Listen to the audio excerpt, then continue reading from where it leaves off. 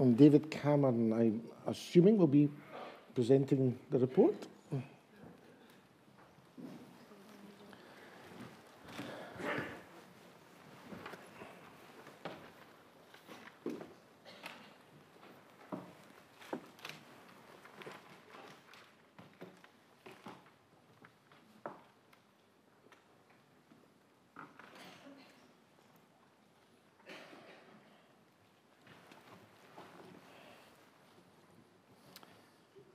Moderator, good morning. Oh, you can do better than that. Good morning. Well done, thank you. Moderator, may I begin by saying thank you. Thank you to all our commissioners here at the General Assembly and online. Thank you to all ministers, deacons, ministry development staff workers, and our staff across the church. Thank you. Thank you for working relentlessly for the good of the church and your communities with patience, perseverance, and endurance, for honouring your calling to care for the souls of your congregations and parishes. Thank you to elders and members for supporting your ministers and kirk sessions through unions, dissolutions, and all the work you do diligently for God's kingdom as the landscape of our church in Scotland changes locally and regionally. Thank you to our many committees for sterling and increasingly innovative work, for finding different ways of releasing funds to support the core work of the church and helping create a vision of the future for our kirk that we can all aspire to. You all know how the day-to-day work of the church extends far beyond Sunday worship. It takes a variety of forms: pastoral care, supporting the sick and the bereaved, raising money for worthwhile charitable causes, providing fellowship for the lonely and the vulnerable, running youth groups and lunch clubs, recovery cafes, food banks, maintaining links with Christians in other countries, and social care through Crossreach. Incredible work done quietly and often unnoticed. Above all, bringing people to faith in Jesus Christ, the core functions of ministry and mission. This is who we are. The Church of Scotland demonstrates a wonderful example of caring for people. Often that has been and is with limited resources. A challenge we face is an ageing and diminishing membership. This intensifies the burden of those who serve and results in decreasing income streams to support our church's endeavours and the sense of crisis that confronts us today. Our report makes sombre, yet I hope uplifting reading. As a church, we are making progress. The majority of the action plans from the 2019 Special Commission and Radical Action Plan have been delivered. New presbyteries are in place. Congregations are coming together and finding new life beyond the tensions and demands. Initial saving targets have been met in and through the National Office. Work continues to make better use of the church's assets. We have a way to go, because the hard truth is limited resources are becoming ever scarcer. Many congregations long to have younger people among their number. Many long to have more people among their number. With the responsibility we have been given as Assembly trustees, we are working hard to see our finances improved. They are a challenge. So what are we doing about all of this? What is our role in building together? Growth of the church is at the core of our plans. We seek to do all we can to create the conditions for renewal of the church. We sincerely believe that what successive General Assemblies have said is right. The Church of Scotland needs to decentralise. The needs, demands, issues and solutions are best known to those who are experiencing them on the ground. Now is the time to action this further. We need to move on it, releasing resources and responsibility to presbyteries. Alongside this, and relevant to it, is the Priorities Project at the National Office, reviewing what is done and why, and making decisions accordingly. You will have seen in our report the latest information about who pays for parish ministry. As commissioners, you all know that congregations pay into the centre through Giving to Grow, so that the cost of ministries across the church are met. You may have been surprised at the figures. 71% of the charges in the Church of Scotland do not contribute enough to the centre to cover what their ministry costs actually are. As we put it in our report, only 29% of charges currently meet the full cost of ministry they receive. This is a key illustration of the challenge we face as a church. Costs outstrip income, even on something as important to the Church of Scotland as parish ministers. Looking at this another way, 89% of congregational contributions to Giving to Grow are allocated to parish ministries, reflecting the importance of parish ministry in church and community life. This means that very little remains for other areas of expenditure. Congregational contributions on the income side and ministry costs on the expenditure side represent the largest portions of the national church's budget that we oversee. Because costs continue to outstrip income, readily accessible reserves are dwindling. As your charity trustees, the Assembly trustees cannot allow the reserves to run out. You know this with your own local charity trustee responsibilities. It is one of the reasons why we are looking at so many aspects of the current operating model of the church that need review and likely reform. The General Assembly has given the Assembly trustees a solemn and unenviable task. We are committed and working towards bringing the church's forward budgets back into balance. At the same time, we seek to prioritise investing in mission and evangelism with a vision for revitalised existing congregations and forming new worshipping communities. Society is always changing. As a church, we must adapt to meet people where they are now, experiment with doing things differently. We must all be congregations who are eager to bring the gospel to young and old alike in our communities. Our Reformed heritage gives us the freedom to change how we organise ourselves within our Presbyterian polity in pursuit of Christ's mission through his church. What is difficult, and yet what we need to do, is discern the direction of travel while holding close the 5 marks of mission and look out for unexpected consequences.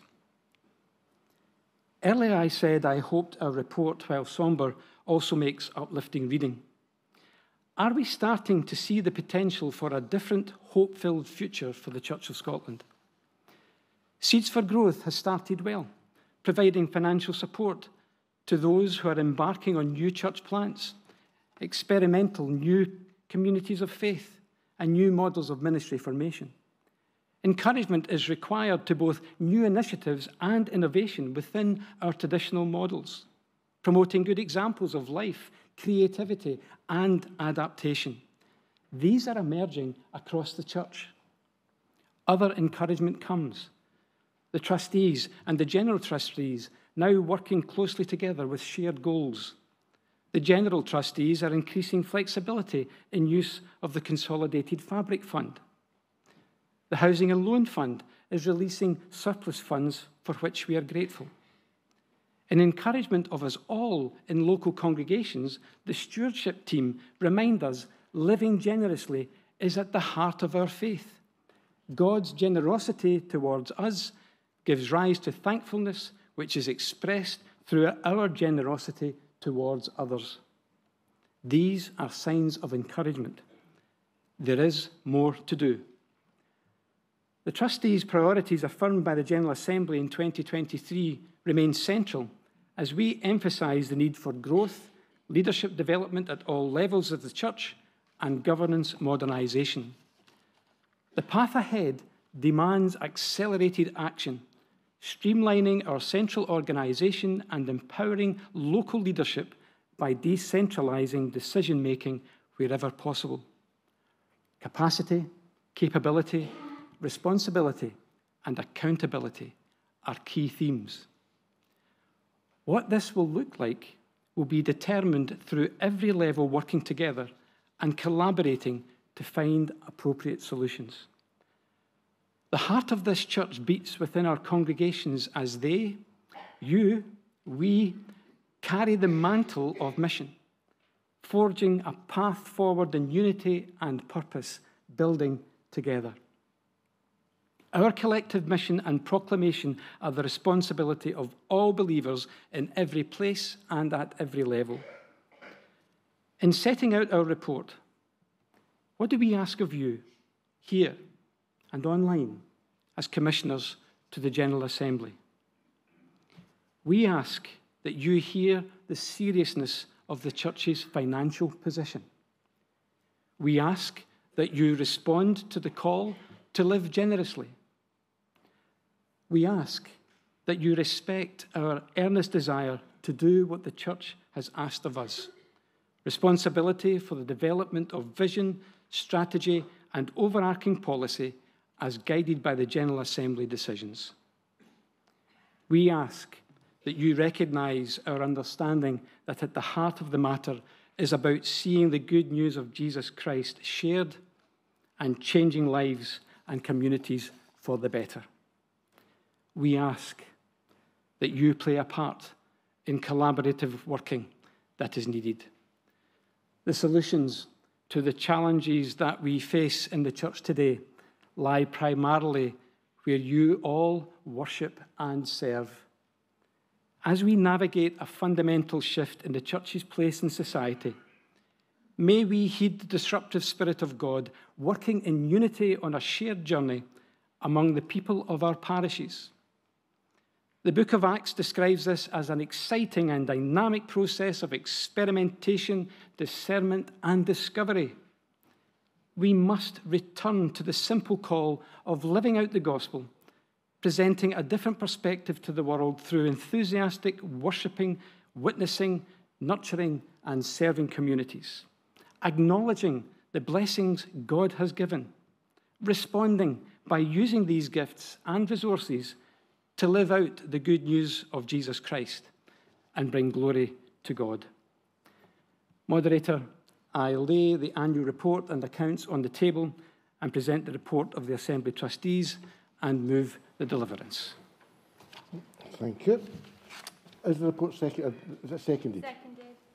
Thank you. Any questions of the convener? I've got notice of two. Firstly, Jennifer Adams, that will be followed by Ben Thorpe. Jennifer, where? Mm. 349, Jenny Adams. I note that in section 21 of their report, the Assembly Trustees promised to bring further information back to General Assembly 2025 regarding developments around net zero. I also note that section 5 of the Faith Action Programme Leadership Team report makes clear the lack of progress there has been in implementing the net zero strategy agreed by this General Assembly, despite the best efforts of some. Given the urgency of the climate crisis, please can you tell this General Assembly how the net zero strategy will be implemented in the coming months? And I declare an interest on two grounds. Firstly, I was a member of the Net Zero Strategy Group until it was recently disbanded. Secondly, I am a resident of planet Earth. Thank you.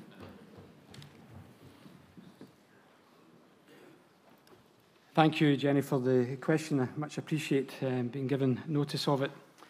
Work has been ongoing over the last year and since the launch of the Net Zero strategy. That strategy has placed duties in all parts of the church to consider the responsibility, including our congregations, presbyteries, and the national administration. Several presbyteries have responded by organising conferences to consider net zero and climate justice with input from Christian Aid and Eco Congregation Scotland, as well as the GTs and Faith Action staff. The net zero pathway referred to in the General Trustees and FAPOP report went live in the autumn and is on the website under Resources Achieving Net Zero. The trustees are grateful indeed to the work of Justin Taylor and the Net Zero Group for the work undertaken. We confirm the spiritual, ethical, missional and statutory obligations relating to carbon emissions reduction have been and will continue to be part of the AT agenda. We advise that the details of precisely how net zero will be managed, overseen and accountability have still to be worked out, but that it is intended that this will be put in place soon and will be done in relation to the recommendations of the Priorities Project. Can I just also reaffirm that the 2023 Net Zero Strategy outline requires action and attention from every part of the Church, and if it is not familiar to people, then information and resources are available on the Church of Scotland website under the Net Zero pathway. So we are taking it seriously. It's difficult to navigate. We all know that. You all know that too. But we all have an obligation to see it through. Thank you for the question. Thank you. And Ben Thorpe. Thank you, Moderator. Ben Thorpe, 181. Much of the report that we've heard and read underlines the need for sustainability within the Church. And actually, even in one section, there's a mention of non-viable congregations. It would appear that this is primarily linked to financial concerns. And certainly, finance is a valid concern within the Church, but these questions need to be weighed against our priority for the poor, our Presbyterian ideals, and our desire to plant new worshipping communities that will take time to develop robust financial structures. However, as we found during mission planning, and as highlighted in some of the congregational statistics in the report, our metrics of measurement are minimal and inconsistently interpreted. Do the trustees have any plans to broaden their metrics for measurement of sustainability beyond financial concerns so as to be able to have a more accurate picture and to enable presbyteries to make more informed decisions? Thank you, Ben, for your question, and indeed for giving me notice of that question too. It was very helpful to be able to format our response. The Church always has a priority to the poor. When Dave Kendall became Chief Officer, it was one of the key things he established was the Research and Analysis Unit, which was created just after the 2019 Special Commission recommendations. The types of information that the question refers to, including changes in congregational numbers, professions of faith, young people in our congregations. I'm sorry, I'm reading someone else's writing here, if you bear with me. These are examined and modelled through each congregation. A number of presbyteries use this information to inform their decision-making as it presents a picture of the health of the congregations in their local area. Presbyteries are welcome to the model, and you can contact the Analysis and Research Unit through the Office of the Assembly Trustees. So, in full answer to the question, all this information is now available to us in a way that it once wasn't, and we're able to make very good use of it at a local, regional and national level. Thanks again for the question. Right. I'm now going to move to the section 1, receive the report, and then I have got some comments on my screen of people wishing to make comments. So first of all, does the Assembly receive the report? And online? Thank you. Now, I've got notice of comments on section 1. I'm going to hear from Christopher Rowe and then Marjorie McLean. Moderator, thank you. Christopher Rowe, 176. If I may make a comment and have a question at the end, is that in order? Yep. On Saturday, like many of you, I was here at the Assembly Hall. It was that beautiful sunny afternoon. The rest of Edinburgh felt a bit like Italy, with cafes and people out on the streets in the sunshine. I got the train back through to Glasgow, where I live and minister. The train pulled into Queen Street, and it was a sea of white and green celebrating Celtic fans. I was quite relieved that I might have been mistaken for a priest and had a few hello fathers. And then I cycled home from the city centre north into Milton, where I live and minister. The sun was shining, the roads were quite empty. And then as I approached Postle Park on Saracen Street, it was obvious there was something going on. There were flashing blue lights, there were police cars and vans cordoned off the road. And I had to take a route out. And as I passed, I asked one of the young policemen standing at the cordon, "What's happened?" And he says, "I can't really tell you. Someone's been stabbed and he's been worked on and it's not looking good." And by the time I got home, I was just reeling from this contrast of two different worlds.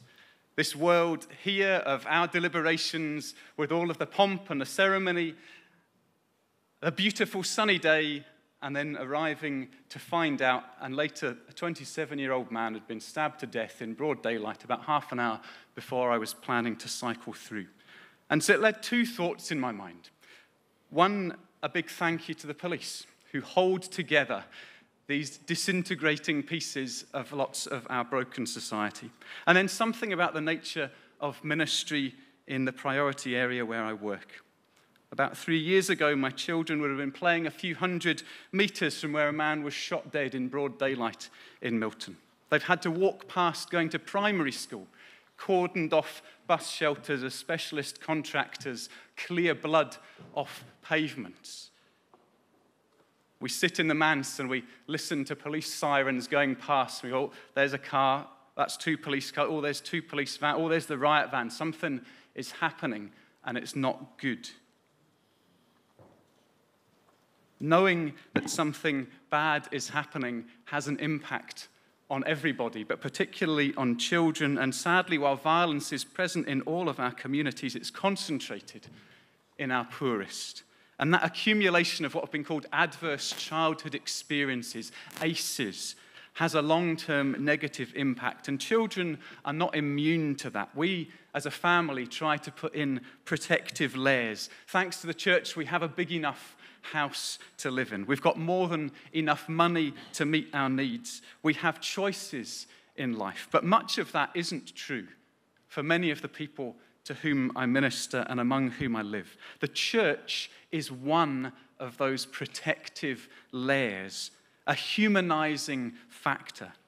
And yet male life expectancy in Milton is 64.5, 10 years below the Scottish average, 20 below some communities just a few miles walk away.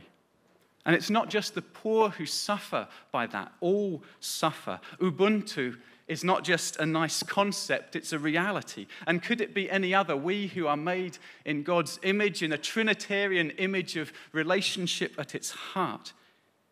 And in unequal societies, all suffer, from the most affluent to the least.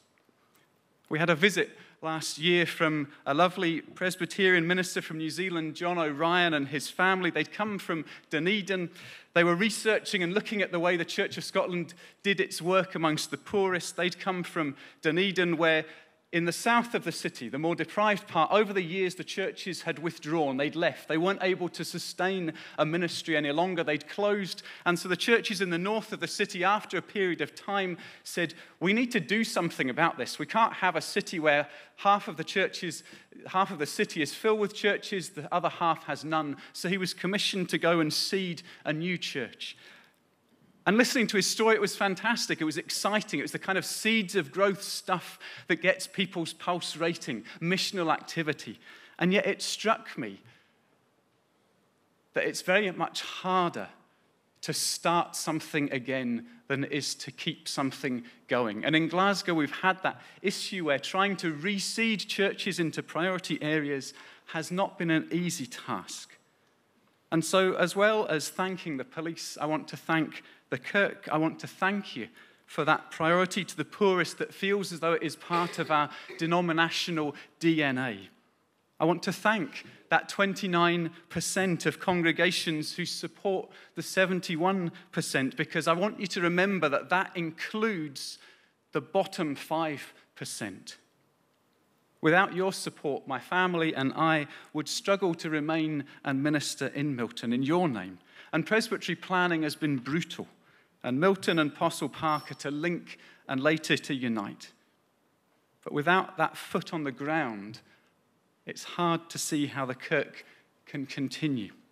And so a question, if I may, when I read that the priority areas were to be reviewed in section 15.7 of the Assembly Trustees report, I fear that review is a euphemism for cut.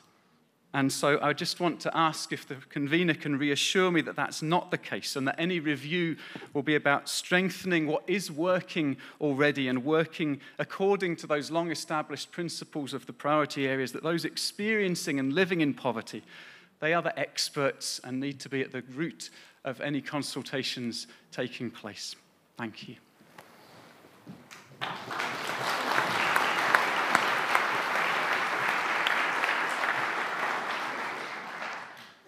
Christopher, thank you for your comments, your impassioned comments, and indeed for your question. Priority areas has been a much valued resource in the church with a lot of investment over many, many years. People who have heard me in meetings talk about priority areas will have heard me say it's learning that we need to share throughout the church. We have had a new appointment of a head of the priority areas. They've reached a natural milestone with that new head taking up post. There's an opportunity to assess the key focus of this review. This offers a key opportunity to review how it aligns into the new structure of supporting the local, what should happen at national and presbytery and local level. This is what the review is about. Priority Areas has not undertaken this review in many years and has seen changes in budget allocation and resources over a number of years, and it's now time to ensure the current arrangement is most effective for this valued piece of work. We recognise the value, but we will, along with other departments and other areas in the church, continue with a review process. That is what you have asked us to do as a General Assembly. Thank you. Dr. McLean.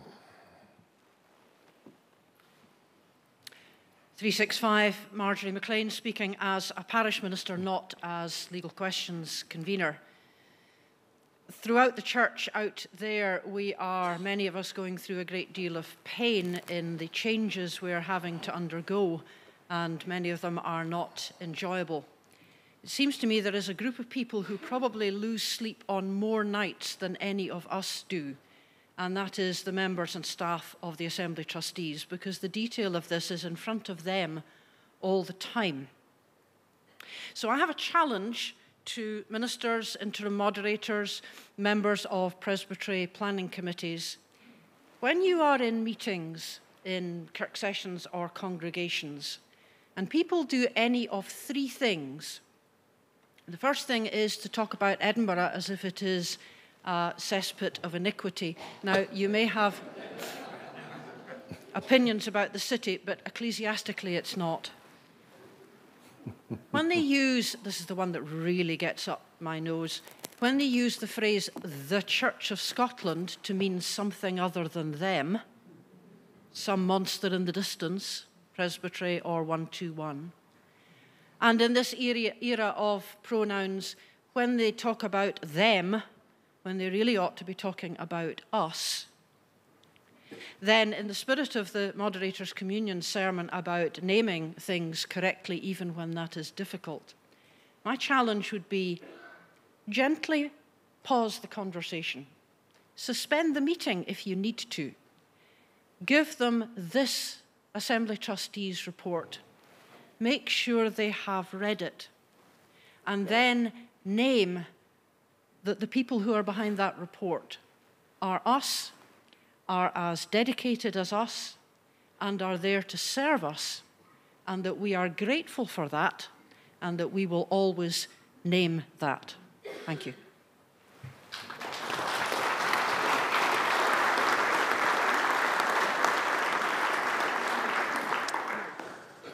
And now Tim Norwood, one of our ecumenical delegates.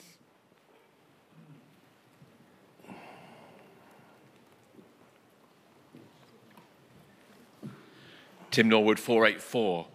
Moderator and Assembly, on behalf of most of the ecumenical guests, we really want to send our love and concern to you at this time. I was particularly moved last night at the launch of the new supplement as we came to the final song, as we sang a blessing on all those who were gathered.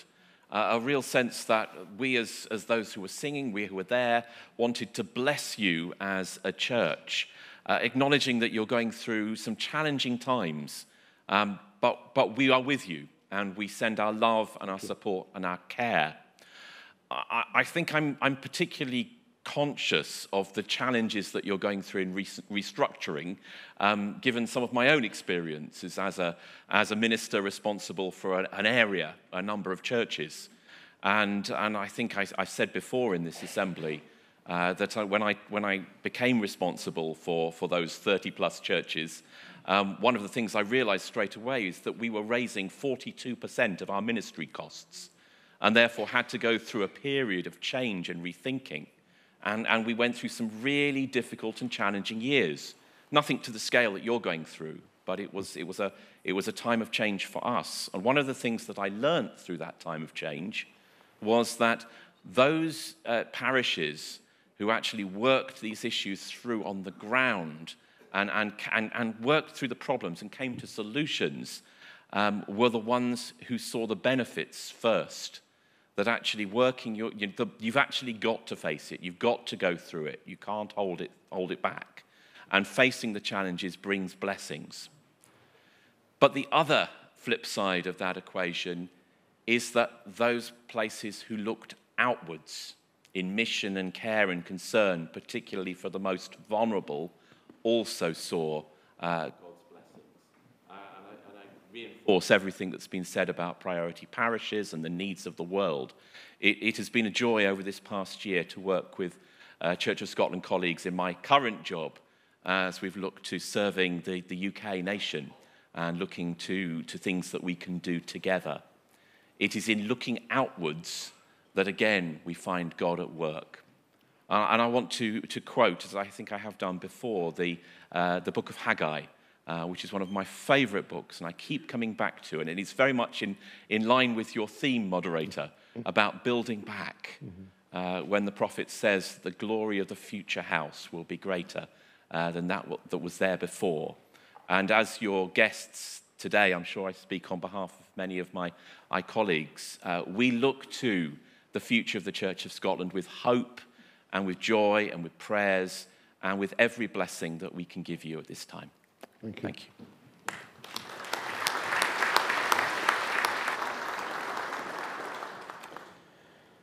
Move to section 2. Is that agreed?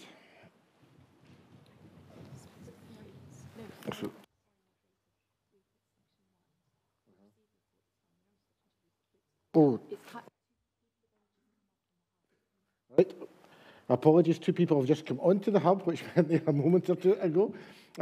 So we have comments. First of all, I'm going to ask for William Wilson, and then followed by David Ferguson, and then Douglas Gay. So William Wilson, first of all.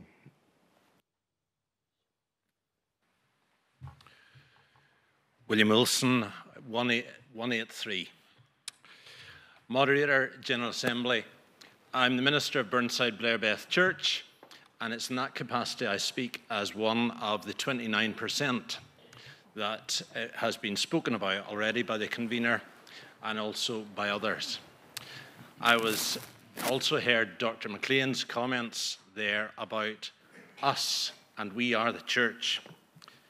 I note in section 2, the church's financial situation demands urgent attention, and I would heartily endorse that. But I would want to say that whenever we see the church here, what I'm really thinking of is Burnside Blair Beth. And what you're thinking of is your parish, where you are. And what you're thinking of is the people who give the money, not primarily so that the General Assembly can decide how it's spent, but for local mission. And so I want the Assembly to know how dispiriting it is for the congregation, where we pay our way and more, and they will have less than 1 minister from the presbytery plan. General Assembly, I was thinking about Saturday, and the one decision that we made, or the one deliverance that had bite, as it were, that came, that was brought by Dr. Hamilton, which was a financial deliverance. And over the weekend, a kind of mantra has come into my head that our experience is, it feels like you provide, somewhere else a committee will decide. Because on Saturday, Dr. Hamilton tried to bring a motion with teeth.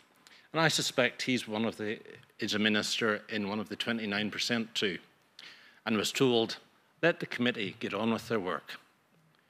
Moderator, the message that has gone out from this General Assembly is, you take the cuts on the ground, but we're not changing the traditions and the way that we do things.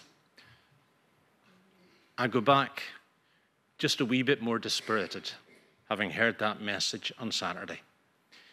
I fully support the Assembly trustees in taking stock financially, but they have to allow congregations which are thriving to thrive. The emphasis has been in the local.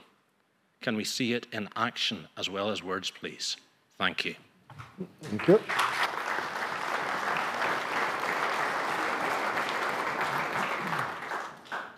David Ferguson, please.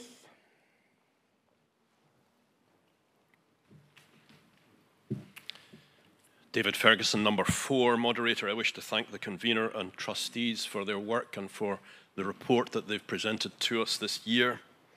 Since its inception 5 years ago, the trustees have faced a formidable series of challenges compounded by the pandemic in relation to money, membership and structural reform. They're to be commended for their honesty in confronting us with the stark figures and also for their resolve to tackle with determination an unsustainable deficit. I particularly welcome the convener's determination to move the church to a modus operandi in which greater power and resource will be devolved to regional and local levels. This was the intended trajectory of the 2019 Commission. Nevertheless, in reading across the many reports to this General Assembly, I'm struck by how much of our work continues to be subject to executive decisions taken at the centre. The cap on ministry numbers, approval of presbytery mission plans, the disbursement of the 25 million Seeds for Growth initiative offer a few examples. Some of these mechanisms may be necessary, yet one wonders whether initiatives are being unintentionally discouraged, even thwarted by our modus operandi. We know from research that growth and church plants are best achieved by local and personal initiatives. The most deeply troubling statistic is the one to which we have already alluded, 2971.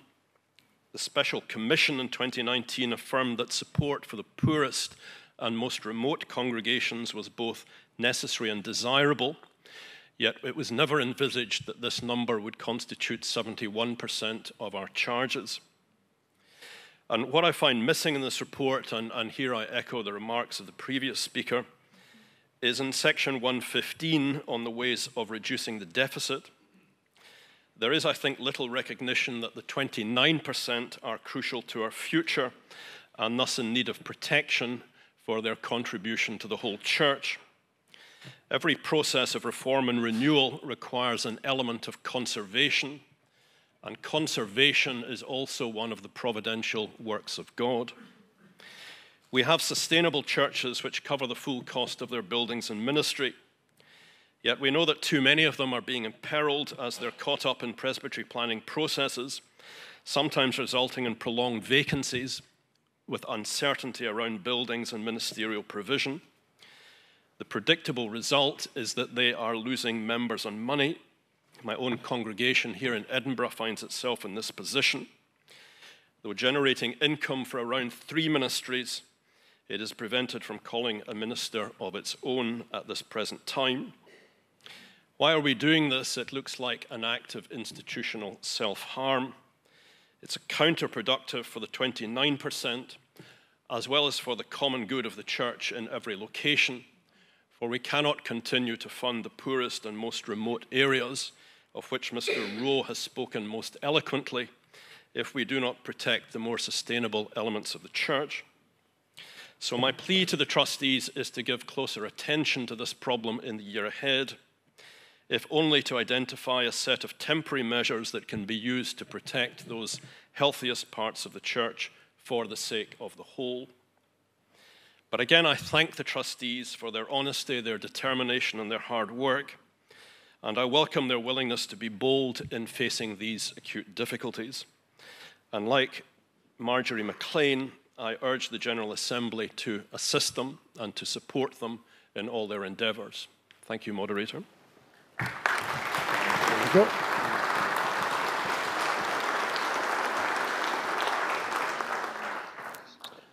And Dougie.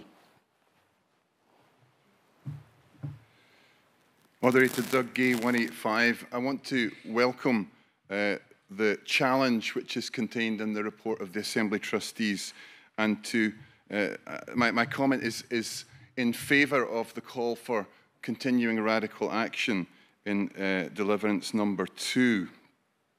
I also want to welcome the emphasis on decentralisation and very much to support what David Ferguson has just said. There is a deep concern, clearly in the report, around issues of sustainability.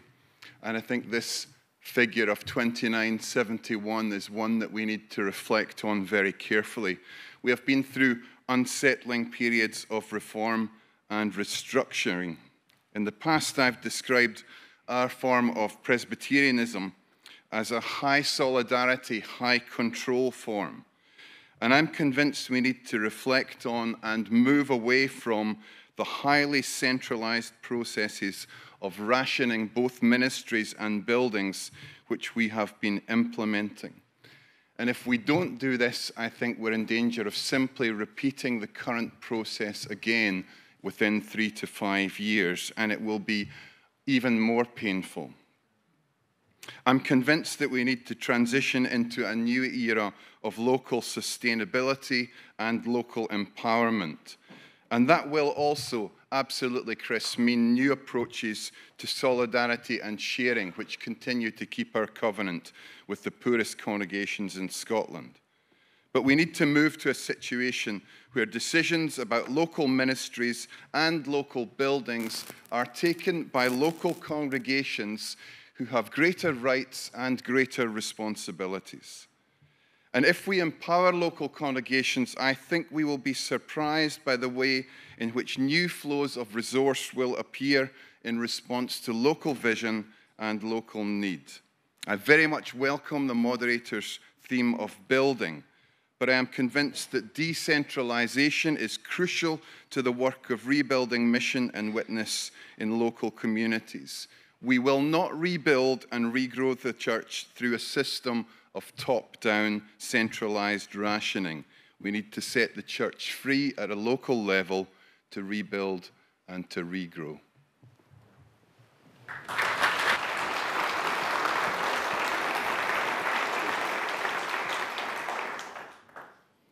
Okay, my screen is now blank, so put section 2 to the General Assembly. Okay, move to section 3. And online, section 3. Section 4.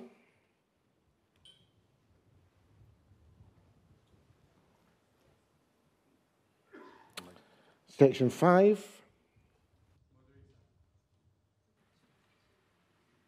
Right, we have 2 comments on section 5. Firstly, I'm going to hear from Andrew Moore and then Grant Barclay. Thank you, Moderator. Andrew Moore, Parish Minister, number 231. More than a few years ago, while a BB boy, I remember roaming some hillside with some friends on a Duke of Edinburgh expedition. You learn very quickly when setting out on journeys, it is crucial to double-check your bearings. My grateful thanks to the Assembly Trustees for this report and their tireless service of the Church. As we note the ongoing work in relation to reviewing the suitability of current tenure arrangements, given tenure's historic theological significance, it would be worthwhile considering if a course correction would make the review more helpful. The 2021 Faith Nurture Forum Report section on reviewable charges reminds us that there is no retrospective legislation in the Church of Scotland. Appendix 7 of this year's report of the Faith Action Programme leadership team says of the 526 ministers in a parish, only 46 are inducted to a reviewable charge. So we must continue to trust our many ministers who, in the words of the 2013 Special Commission interim report, agree to readjustment when there is no compulsion on them to do so. The Special Commission on Ministerial Tenure and the Leadership of the Local Church, in their interim report of 2013, asserted that, and I quote, tenure, the holding of office of minister in such a local church, must be a dynamic concept. They also say, to some extent, this conclusion has moved us on from the remit given to us to develop forms of ministerial tenure. The arid and isolated discussion of bases of tenure should, we believe, be replaced with a new sense of what it means to be called to leadership within the Christian family. This is as much about a change in culture, they continue, as it is about mechanical process. It will be the work of many years and many people. The Special Commission regarded new developments such as local church reviews and ministerial development reviews as instrumental in changing our understanding of tenure to one that is dynamic and alive, necessarily growing and adapting in time and space. They would point us away from isolated discussion of basis of tenure. They are saying it is the wrong path, and we should listen to those who've walked this way for years. This is to say nothing of, for example, the impact on stability of congregational life or the impact of multi-way union votes on a minister who, unlike myself, is in a reviewable charge, after which if one vote goes the wrong way, a young man's family may have 6 months to uproot their entire life. Now, of course, people move homes. They usually have some say in the matter. The call of God by a congregation to a charge is a solemn commitment shared by all the church, including her courts. It is the greatest privilege to be made a minister of the gospel, to preach the unsearchable riches of Christ. And so these matters ought to be weighed with the greatest care. So as we set out on this review, let's check our bearings, make any course correction required, guided by those footsteps of those who have walked this way before. Thank you, Moderator.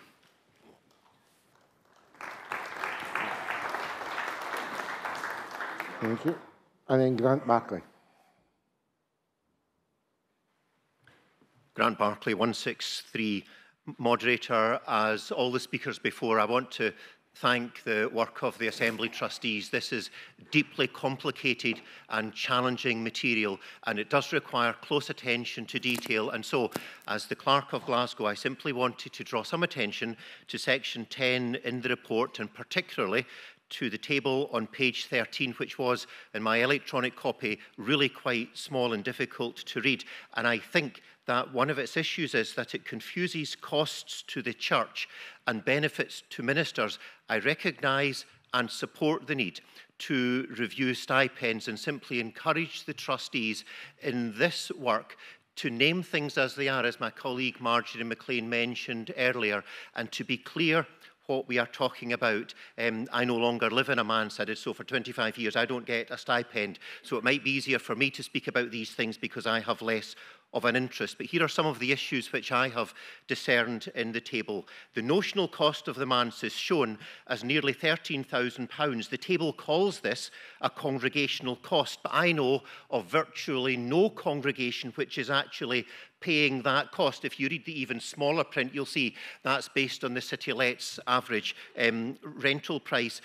That notional cost is actually, I think, a benefit inherited from previous generous giving to the church. And so congregations aren't paying a monthly rental for the manse. Congregations do benefit from the increased value as house prices generally rise. Ministers living in a manse generally do not, unless they make alternative arrangements. The additional cost to a manse family of heating a manse isn't included in the table, and this might be a significant omission when ministers have no control over the size or condition of the manse, or when, as we now know, between half and 2/3 of manses are in the poorer energy performance bands D and above. And at the very bottom of the table, I do think I have some issues with some of the figures there. There is no ongoing contribution to the defined benefit pension, and I'm unclear what the £7,000 figure mentioned there refers to. The state pension is not a church provision, but is, as its name suggests, provided by the government, and it wasn't fully paid for by employer NI contributions. All ministers are paying national insurance towards their own state pensions too. And suggesting that pension income may be augmented through locum work is not possible or desirable for everyone. And in any event, it's not confined to ministers.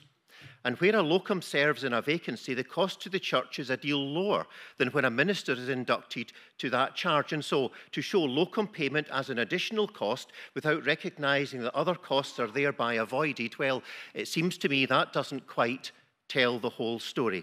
And the last comment I'd like to make, particularly given Marjorie's earlier comments about how we refer to things, is referring to the first line of the table. I don't think it's entirely accurate to say that stipend is a national church cost. The scheme is certainly administered centrally, that's wise, but the vast proportion of stipend costs are still met overall by local congregations. So I raise all of these issues not to challenge the work, in fact, to support the work, but to indicate that it is indeed complicated, and as it's developed, I'm simply asking that clarity of thought and expression be brought to all of this, and particularly to the quite separate areas of cost of ministry on one hand and financial package offered to ministers on the other, for I think that that clarity is likely to help everyone.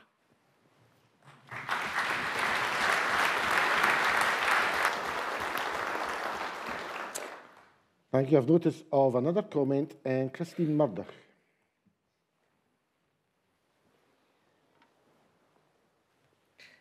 Christine Murdoch, 148. Moderator, I'd like to speak to section 5. I too would like to thank the trustees for all the work that they have done. I was inducted to my previous charge in 2006 on a reviewable tenure. And those that can do the maths will realise that the 2020 vision was accepted by the General Assembly.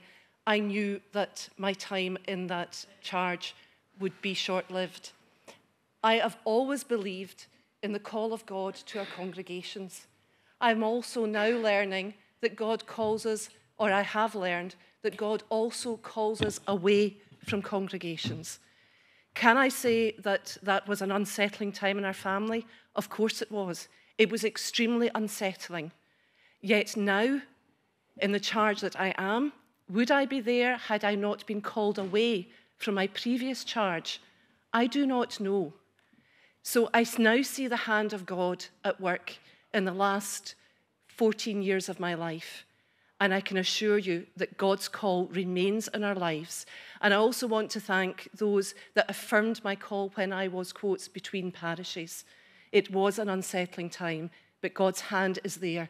Please, in the spirit, in this season of Pentecost, let us trust God's call in our lives.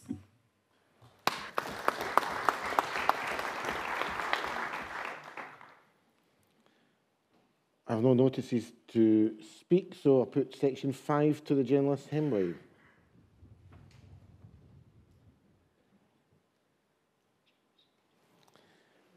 Section 6.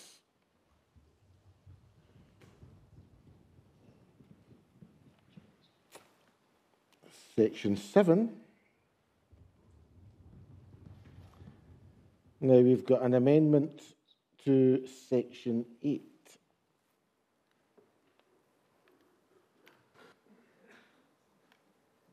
Sorry, getting the right glasses on. You want these ones? I'll try them as well. Sorry, moderator. We have an amendment to Section 8 of the report to the deliverance in the name of Scott Rennie. And for the assistance of the Assembly, I will read out the amendment because we deal with the amendment first. For those of us who were at the training on Friday night, we remember? Yep.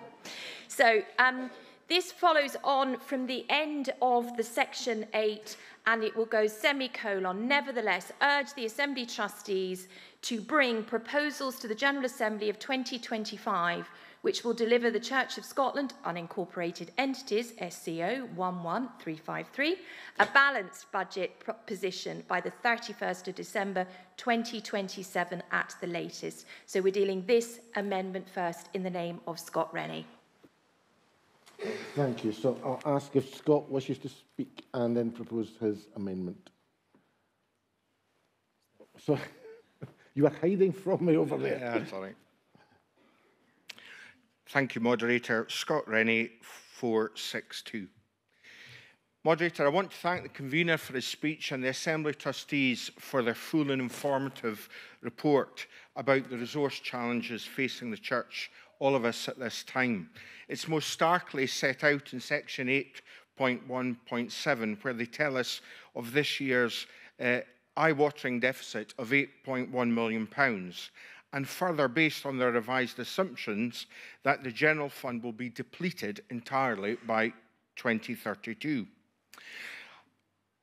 As Vice Chair of the General Trustees, I sit with the Assembly Trustees in an ex officio basis, and I want to commend them and their extensive work to find cost efficiencies across the work of the National Church and savings.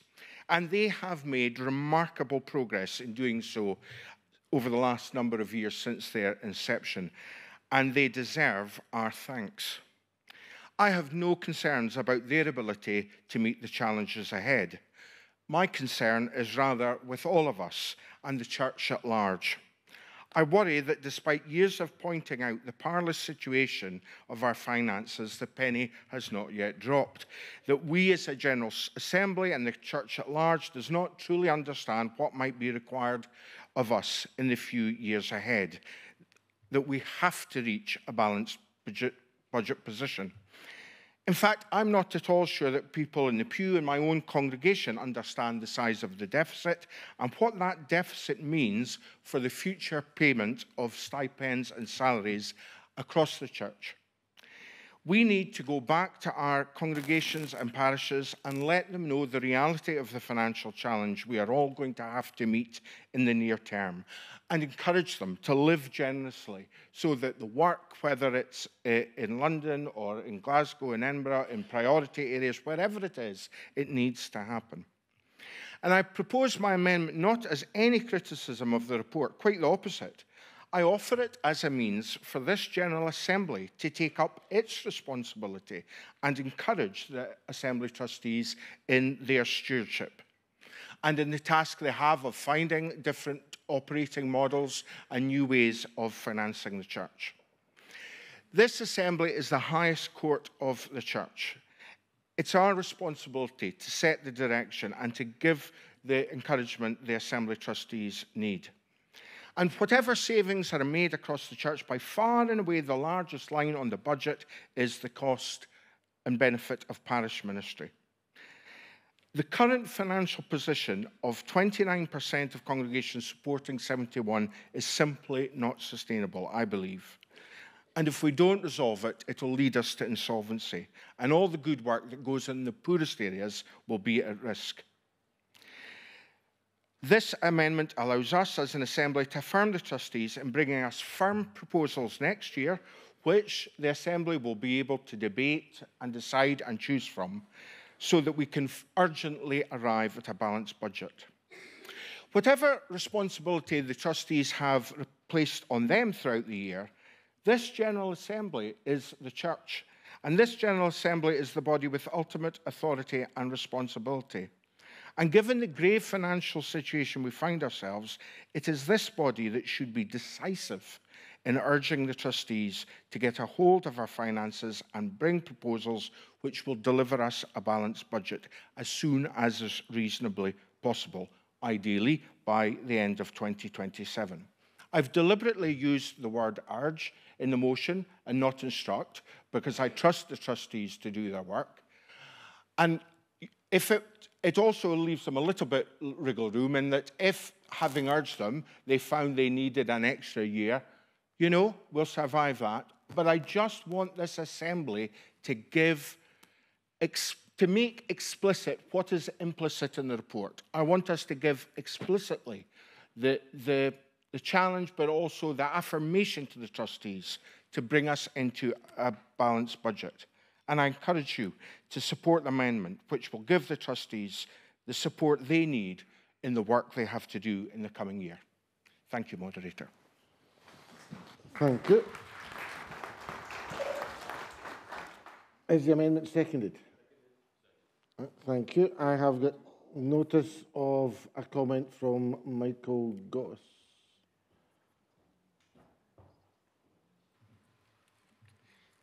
Thank you, Moderator. Goss number 312. I'm not speaking either in favour or against of the motion. I've got a lot of sympathy with what Mr. Rennie is saying. I think a lot of it makes a great deal of sense that we need to face the challenge of the financial situation that we're in, and we need to do that with some urgency. I wanted to pick up on what has been reflected several times in this Assembly, the figure of 21% supporting 79%. That's a historic number. 2971. Thank you for correcting me on that one. But it is a historic figure. Why is it historic? Because it's based on numbers that have already changed, given unions that have taken place since the numbers were first established. Unions that have taken place within the last 6 months, even. One of them being a congregation that I'm part of, no longer Barry with Carnoustie. I'm now part of Carnoustie Trinity. The numbers will be different. We were already a sustaining charge. We're now part of a bigger, I think still sustaining charge, although there are complexities with the team ministry to which we belong. What I am wondering is, where were all these huge mission planning changes that we are already undergoing, where are they going to go with these numbers? They should mean that we have a more sustainable church overall, because we should be seeing weaker units becoming part of a more sustainable, larger unit. And I hope that is largely the situation. But from what we've already heard earlier today, and from other situations of which I'm aware, we will also be seeing large sustainable units being brought together and becoming less sustainable or providing less for the whole. So I'm hoping that that figure will be changing to be a more balanced figure overall, the 2971, but it may not be. And we need to face the challenges that that will bring to us as a church. But yes, by all means, let's face the realities together and take that back to our congregations and our presbyteries as we consider the future. Thank you, Moderator.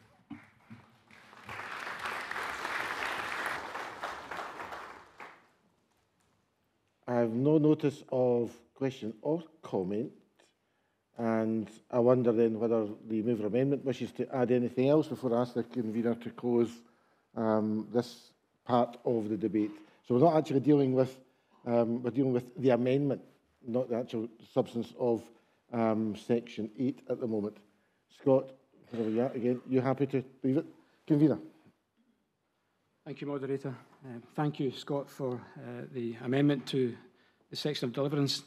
I just want to reiterate something that I alluded to in my own speech. It is the duty given by the General Assembly to the Assembly trustees as charity trustees of this church to show leadership, both by making targeted budget cuts where there is an element of discretionary expenditure within our delegated powers, and by setting out to you, the General Assembly, as the highest court of the church, areas where cuts should be made in order to achieve a sustaining operating model.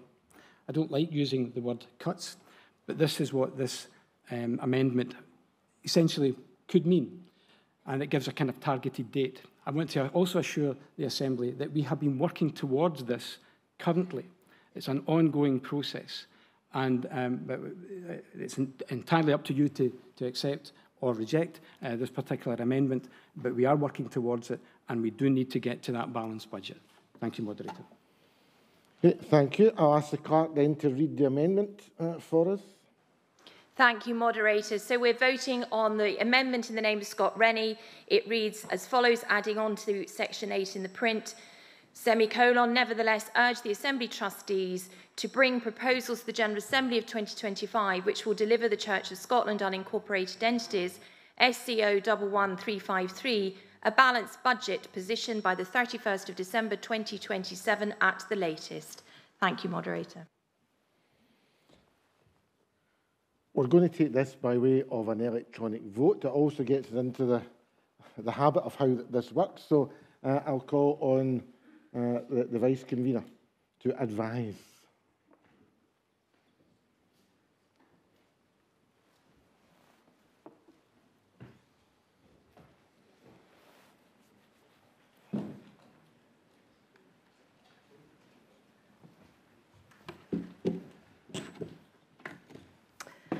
Moderator Kirk 532. Moderator has called for an electronic vote. On Saturday, we had what you might call our first live performance of an electronic vote, but I can appreciate that there may not have been every commissioner there on that day, so I will go through the arrangements for an electronic vote in detail as I did on Saturday. So first of all, I will address the question of people voting on the hub.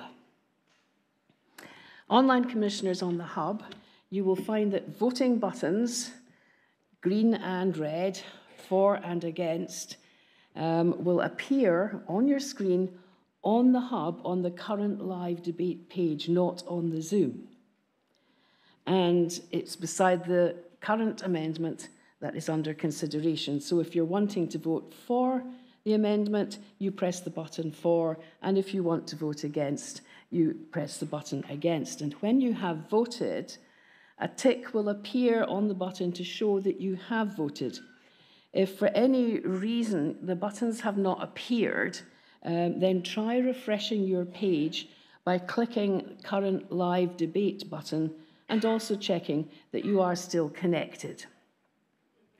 For commissioners in the hall, you will be voting using the Bluetooth handsets, and if you are voting for the amendment, you will be voting for button 1, and button 2 is against. And remember that if you are voting in the hall, you cannot vote on the hub. It's disabled on the hub. So you use your Bluetooth handset if you are in the hall. Now you can vote as many times as you wish. Only the last vote you enter will be counted. And following the vote, the figures for the hall and the hub together are calculated and announced. There will be 30 seconds in which to vote, and I will open it and I will close it.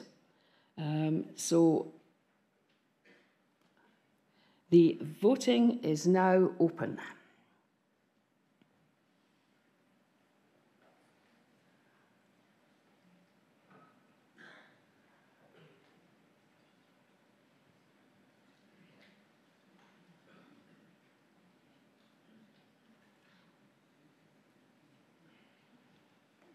Ten seconds to go.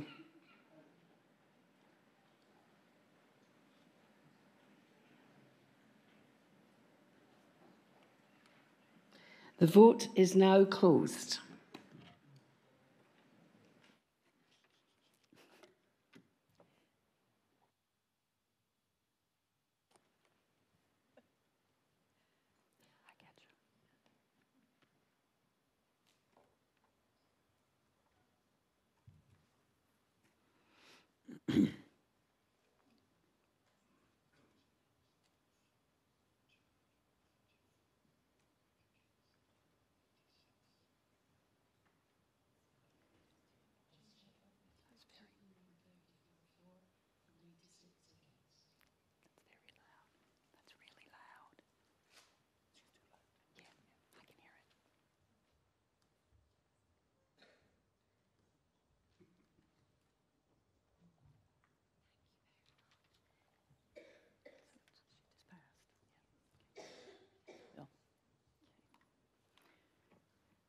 The amendment is 234 for, 96 against. The amendment passes.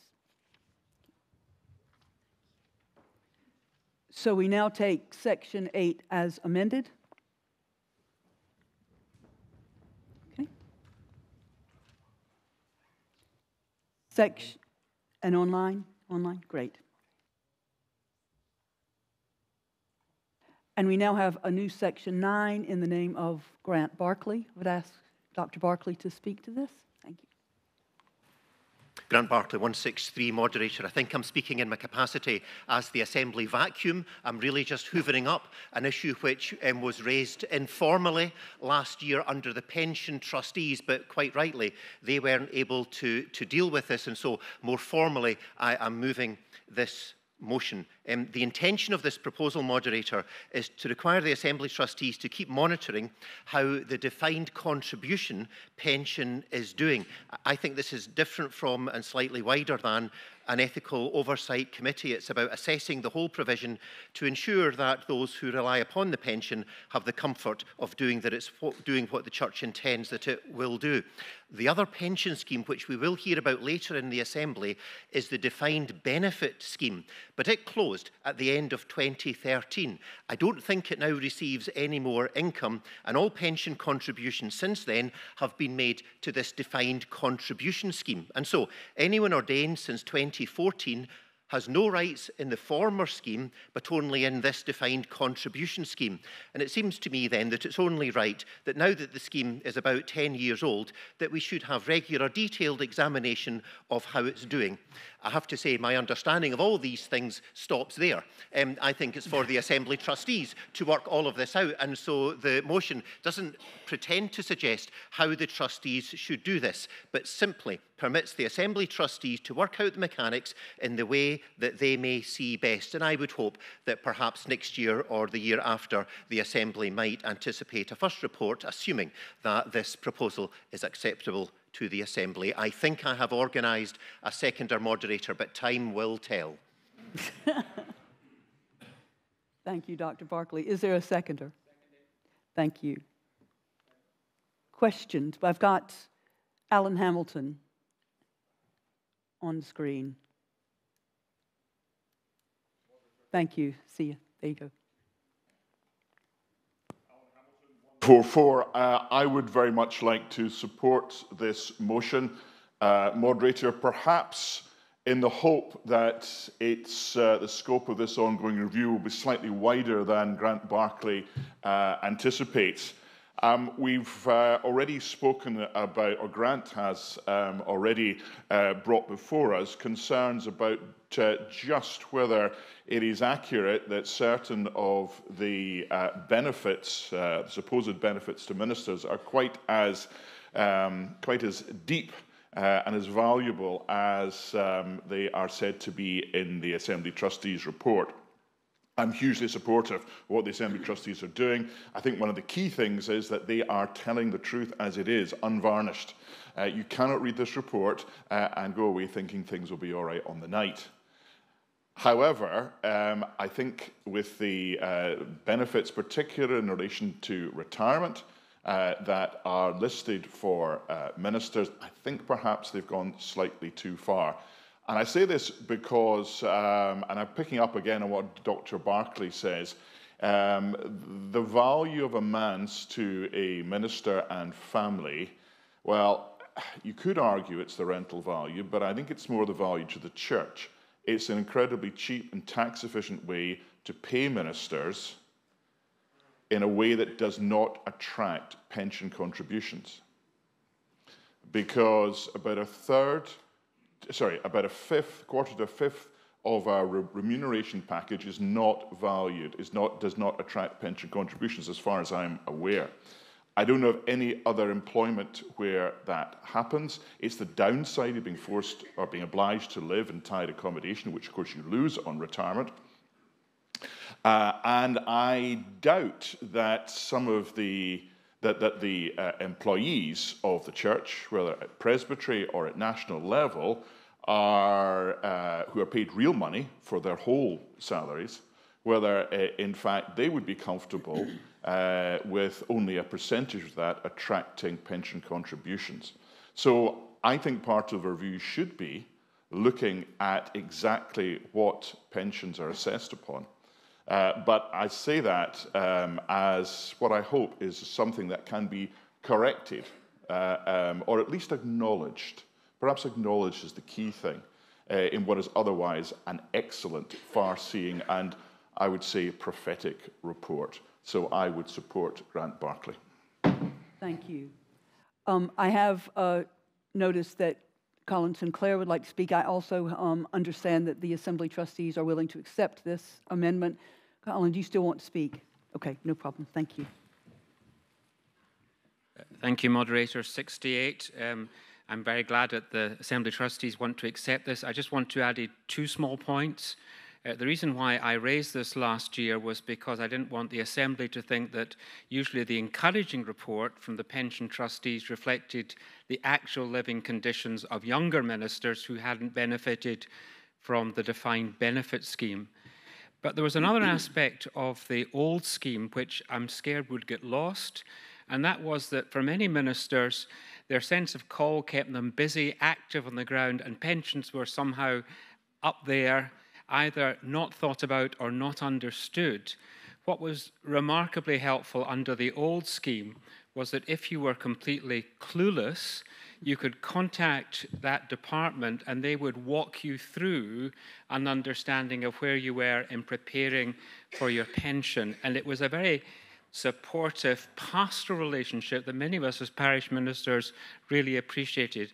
And so my additional question to the Assembly trustees is, as well as reviewing in whatever way they do the question that Grant Barclay has raised, is just to say, are we providing the pastoral help for ministers, some of whom don't think about pensions till it's too late, or who just want a question to begin to think through planning for their future in the busyness of parish ministry.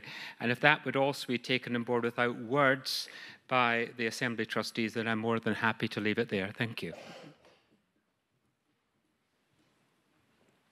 Just to check if you wanted to respond to that question.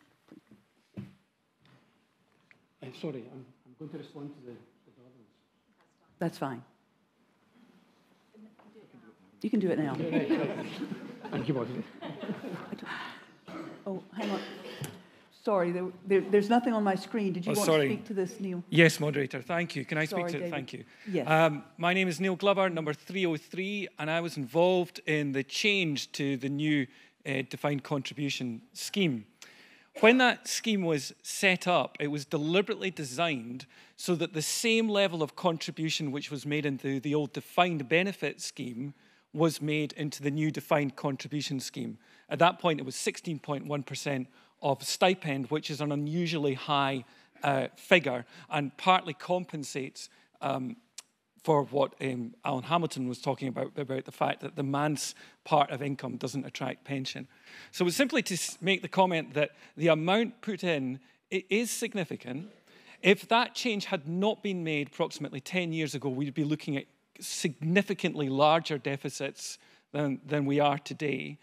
And also just it will be slightly difficult, I mean, I'm not objecting to this deliverance, but it will be slightly difficult to do because members of the scheme have options as to which scheme they want to contribute towards. So the performance of the scheme will depend on what people have decided. But I think it was important just to make that comment. Thank you, Moderator. Thank you. I don't see anything else on the screen, so that's fine. Dr. Barclay. Moderator, am I right in thinking, Grant Barclay, 163, that this is me speaking before the convener closes the debate, in which case I just wanted to answer Mr Glover's point that while he thinks this might be a challenging thing to do, I would simply say that the Pensions Institute recently carried out a consultation in 2022 and 2023 on this very thing, and my understanding is that they came to the view that this was indeed a reasonable action to take. And so, anticipating David Cameron, the convener's comments, I'd just like to thank him for his willingness to take this on. Thank you, Dr. Barclay. Convener.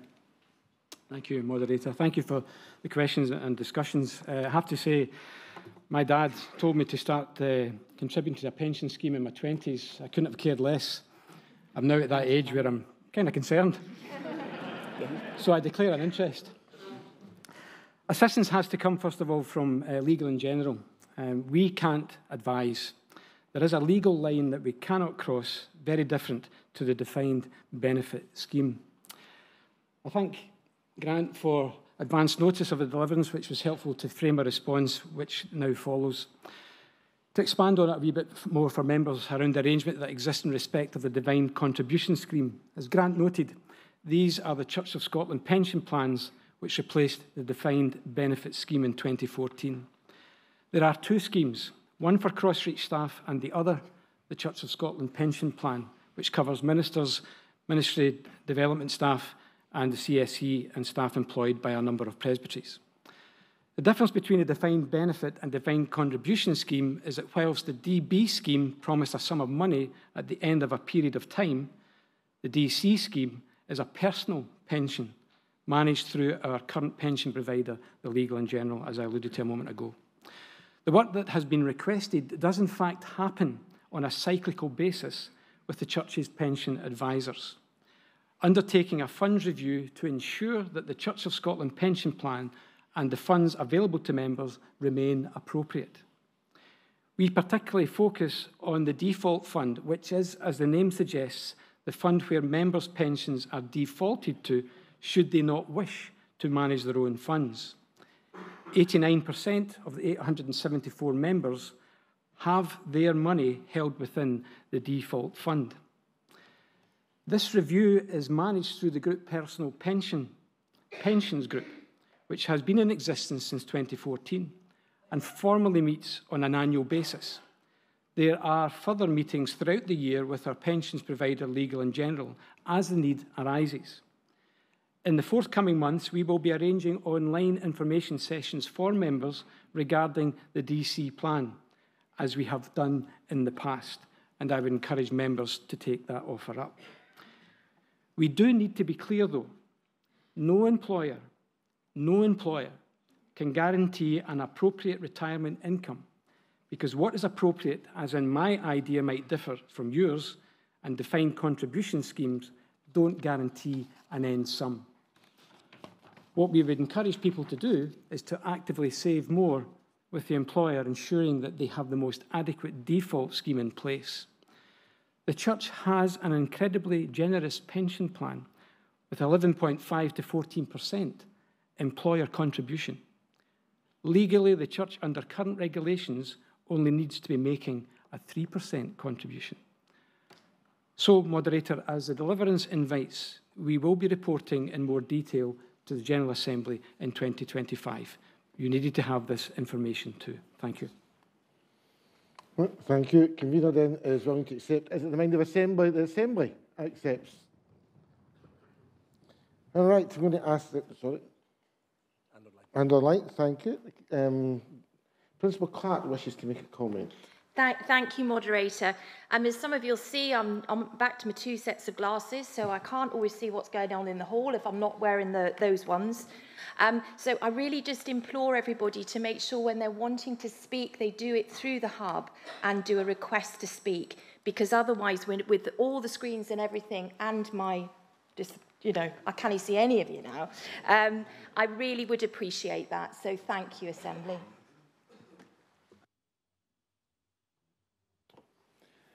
Thank you. So we're now moving to section 10. I've got notice of an amendment.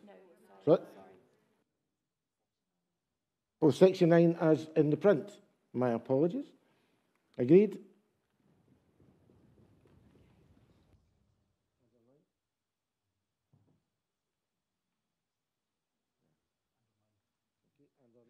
Section 10, I have notice of an amendment in section 10, and that's coming in the name of Neil. Tommy, where are you?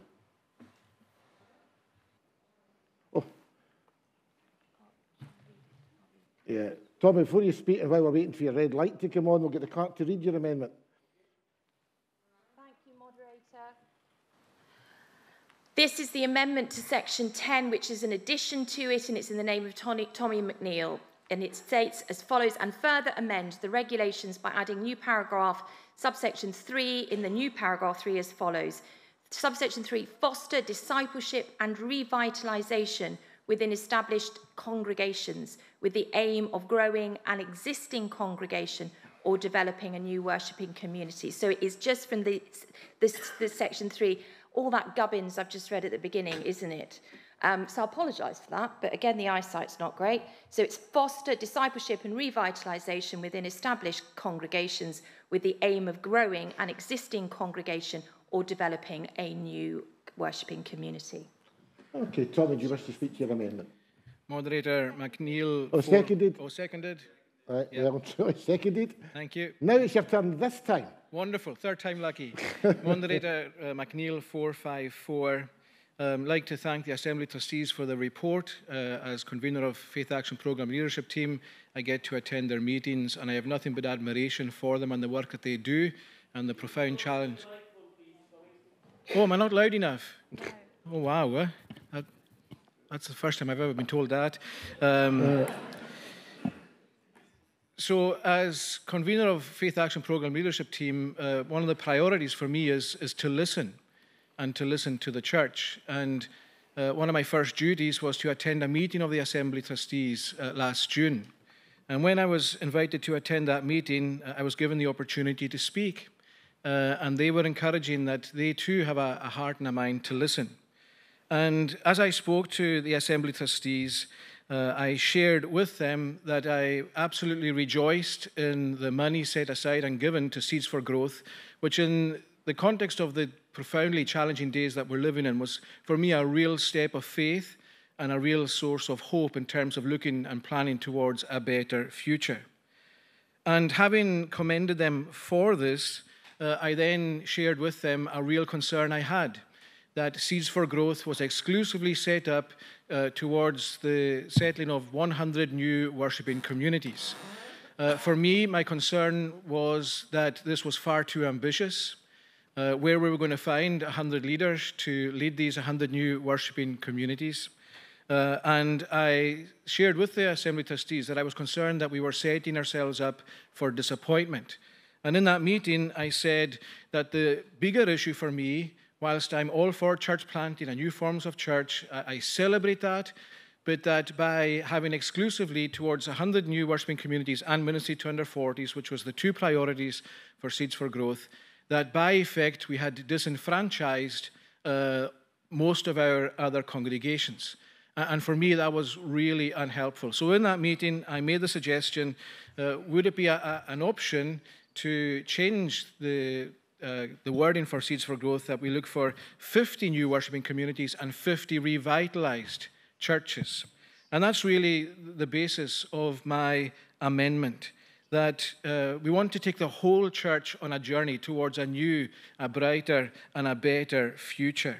And I think that there is so much remarkable work being done by our existing congregations, but the end fruit of that may not be a new worshipping community. It may be that, but it may also just be growth within them. For me being the Minister of Mars Memorial, we have seen extensive growth in the last number of years, and I'm not sure if the growth that we've seen because of how we've set it up through the Shed project would necessarily be seen as a new worshipping community, and yet we now, through the Shed project, employ 15 members of staff.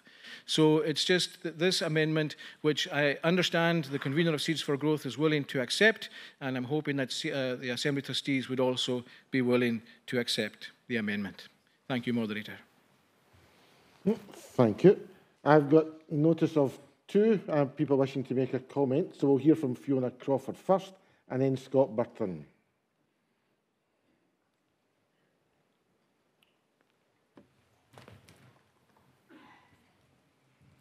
Thank you, Moderator. Fiona Crawford, 186. I really welcome this amendment from Tommy. As an Assistant Minister, I've been working alongside congregations that have been in vacancy, sometimes quite a long vacancy, and also with congregations who are uniting and looking at a new shared future together. What my observations have been is that there is often a real desire to do different. There is a desire to be missional. but what often is lacking because they have been in vacancy for some time. There's a lack of confidence, perhaps, in how they articulate their faith, and there's also a bewilderment about how to engage well and missionally with their communities.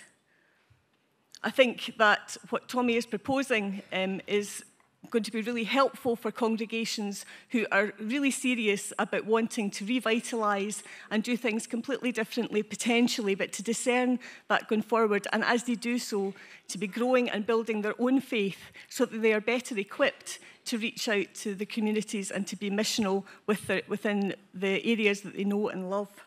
So I'd really just like to commend what Tommy has proposed. Thank you. Thank you. And now Scott Burton. Scott Burton, number 221. Thank you, moderator.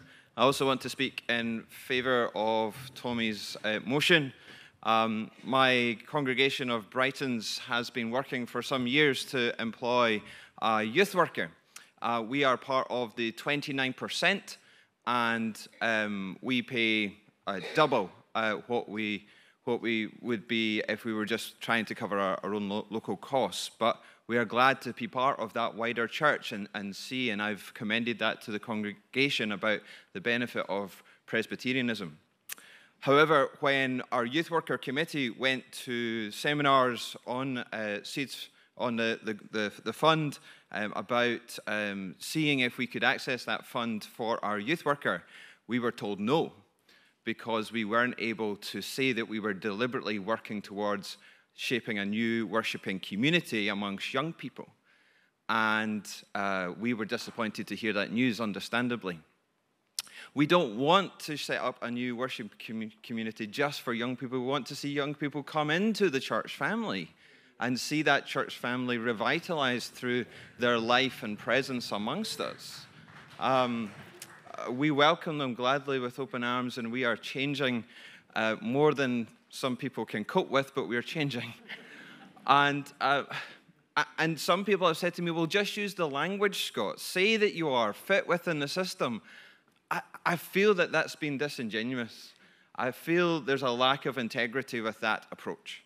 And so I fully endorse what Tommy is doing here. I think I'm called as a minister in part to see my church remissioned, renewed. And this isn't a necessarily unhealthy church, but it is a church that is struggling with mission, even though we are very healthy financially. And we have a heart to reach out to the vast numbers of young people that are on our doorstep. But we are carrying such a burden, paying for double.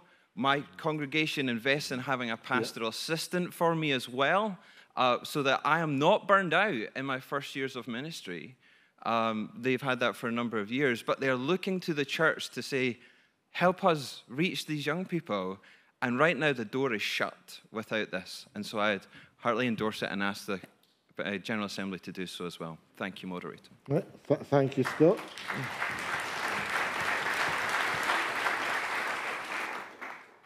I've got another two individuals wishing to make comment. We'll hear first of all from Sean Swindles and then Alexander Forsyth. And I've been waiting for years to say this. We'll hear from Sean Swindles, and I just assume that's a misspelling or mispronunciation of the word Shaw, because everybody calls me Sean rather than Shaw. So, Sean Swindles.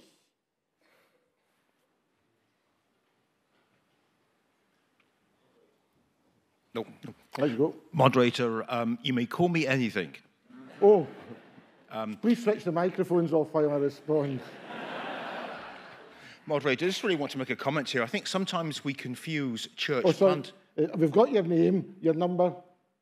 I do apologise, moderator. Number 374. 374. I'm seeing here. Sean Swindle, 374. Thank you, moderator. I think sometimes we confuse church planting with church revitalisation. There are a number of independent churches who do church plants on a speculative basis to see if they take root, and many of these kind of can be like seed cast on shallow soil. Here within the Church of Scotland, we are obviously all committed to the communities and parishes we serve.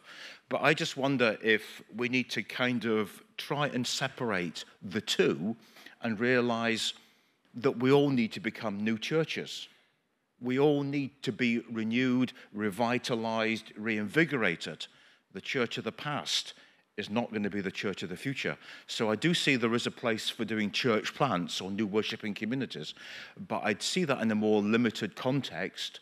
The most important thing is the revitalized church as we are, but better, renewed, restored. Thank you. Thank you. And Alexander Forsyth.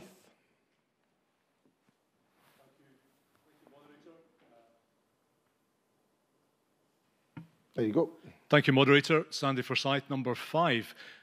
I speak in support of Tommy McNeill's amendment, and also speak as the author of the report to the Assembly in 2019 called Inspiring New Worshipping Communities, which introduced that phrase into our lexicon, and also a goal of 100 new worshipping communities.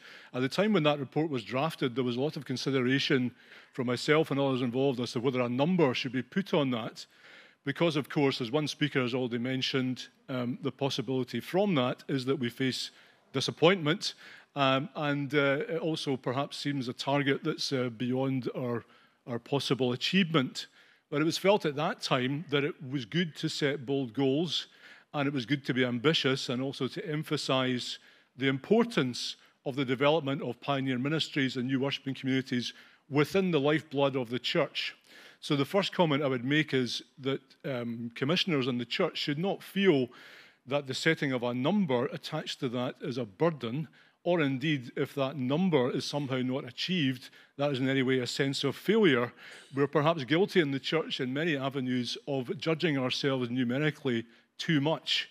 And so it's meant to be an inspiration, and I'm sure the many people who are beginning to engage and have engaged in forms of pioneering over many years are still encouraged within the church. And it's wonderful that Seeds for Growth is bringing further encouragement and resourcing to people who are thinking innovatively and creatively about what the future of the church and ministry and the gospel in our communities might be. Can I emphasize, I think that that innovation and creativity is vital looking forward to the future, not as a standalone exercise. People who are pioneering and looking to inspire and form, with God's help, new worshipping communities should not be seen as lone wolf messiahs or as people who are sitting and subcontracted in some way by the church to go and do new things in new places. They should be seen as very much part of what Rowan Williams called a mixed economy, that they're feeding into the lifeblood of all parts of the church. So I do hope in all our thinking about this, our consideration of the work of Seeds for Growth, our thinking about pioneering forms of ministry and mission and new worshipping communities, we do not see it as something that's separate or in competition, and that one should get less treatment and another should get another treatment. Perhaps the beauty and the hope and the great potential of this is that both will transfuse into the other, and there'll be a revitalization of our inherited forms of church as well as inspiring forms of the new. So I would support Tommy's motion. Thank you. Thank you. I'm minded to take one more comment before we process to deal with this amendment. That's one of our ecumenical delegates, Andrew Norman.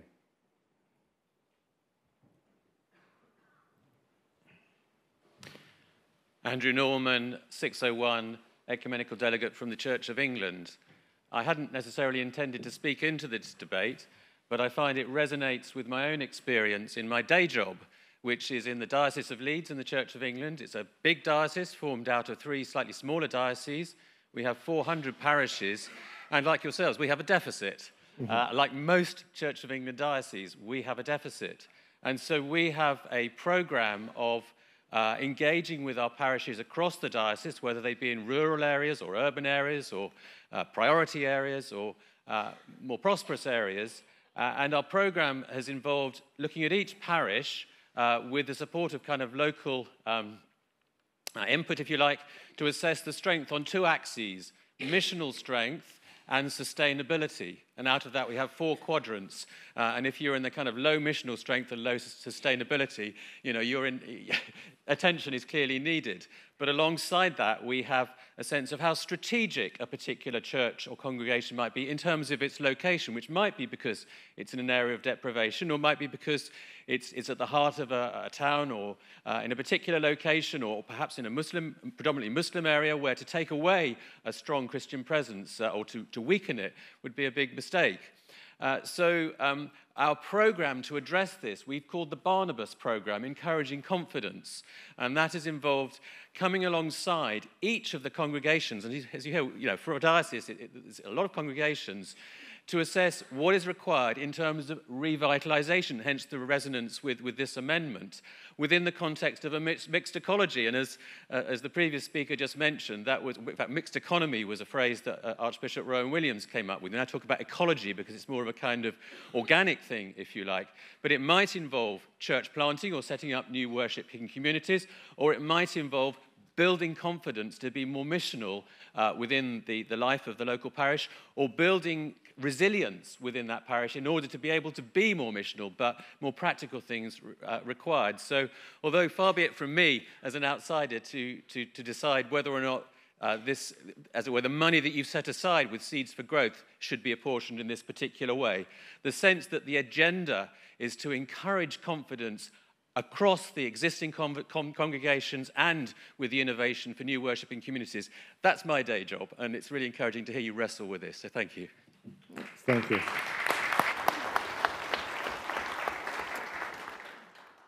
Tommy, do you want to come back and add anything? Just a brief comment, Moderator McNeil 454. We've engaged in presbytery roadshows. We visited 3 presbyteries, and we are doing this in partnership with Seeds for Growth. We're doing it deliberately. I absolutely concur with everything Sandy said. We need to celebrate and champion the birthing, the planting of new churches, new worshipping communities. But when we're out on our roadshows, what we're hearing is there's tremendous work going on, and as we listen, but we need some help. We need to be resourced in order for the work that we're doing for that to grow. So we'll have revitalised churches alongside the church plants.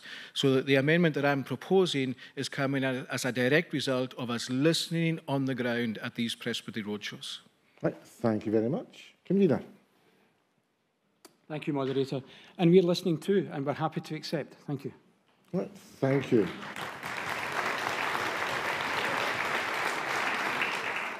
Is the Assembly happy to accept the amendment? And online? And online. And then put the amended deliverance to the Assembly? And online. So the section is then approved.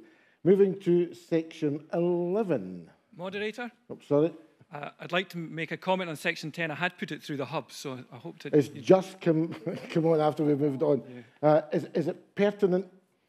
Everything, of course, that people want to say at Assembly is pertinent. It's pertinent to section 10. We're getting near lunchtime as well, Neil. However, if you crave my indulgence just a little, and if it's a very brief comment, then we'll move on to section 11 thereafter.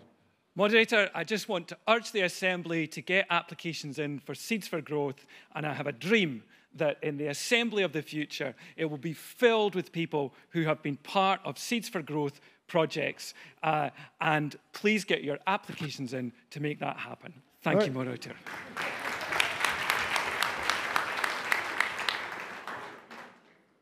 Right. Moving then on to section 11. I'm not seeing any indication of people wishing to speak. Just giving it a little second.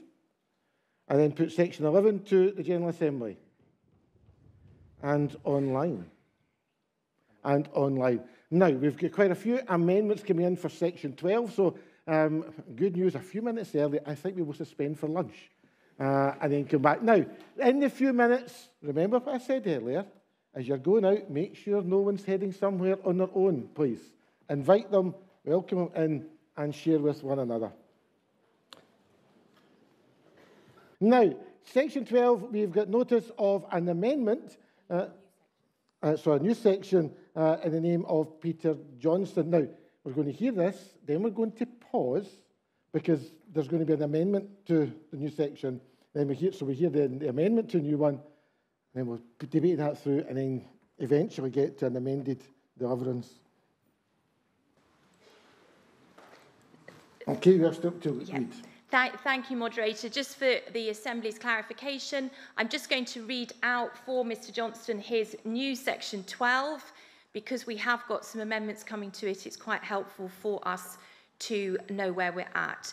So the new section 12 in the name of Peter Johnston is invite the Assembly Trustees to bring proposals to the General Assembly of 2025 for a new standing committee of the General Assembly to have oversight of and responsibility for the Church's work in relation to external affairs, potentially including public life and social justice, ecumenical relations, international work, partnership and presence, and interfaith matters, and to liaise with the Ecumenical Relations Committee, Faith Action Programme Leadership Team, Nomination Committee, and others as deemed appropriate to prepare and implement any changes which may be required, including the drafting of a detailed remit. Mr Johnson, do you have a seconder for this? Yes. Thank you. Thank you, Moderator. Peter Johnston, 361. Moderator, I need to declare an interest as I offer this new motion to the General Assembly. I am currently a member of the Faith Action Programme Leadership Team, FAPLT. Previous to this, I served on the Faith Impact Forum, and prior to 2020, I was a member of the Church and Society Council. Now, while some might think I have mug tattooed on my forehead or a distinct case of can I say nay-itis, this has given me, being part of that transition from the council to forum to FAPLT, some insight and a vantage point which informs this new section. Last year, the General Assembly agreed to merge the Faith Impact and Faith Nurture forums, forming the new Faith Action Programme Leadership Team with a new remit, membership, and ways of working. With admirable aspiration, the D10 group sought to change patterns of working away from silo working and encouraging new connections and opportunities with a united remit and new strategic oversight structure. And I can testify to the change of culture, practice, and process during that time.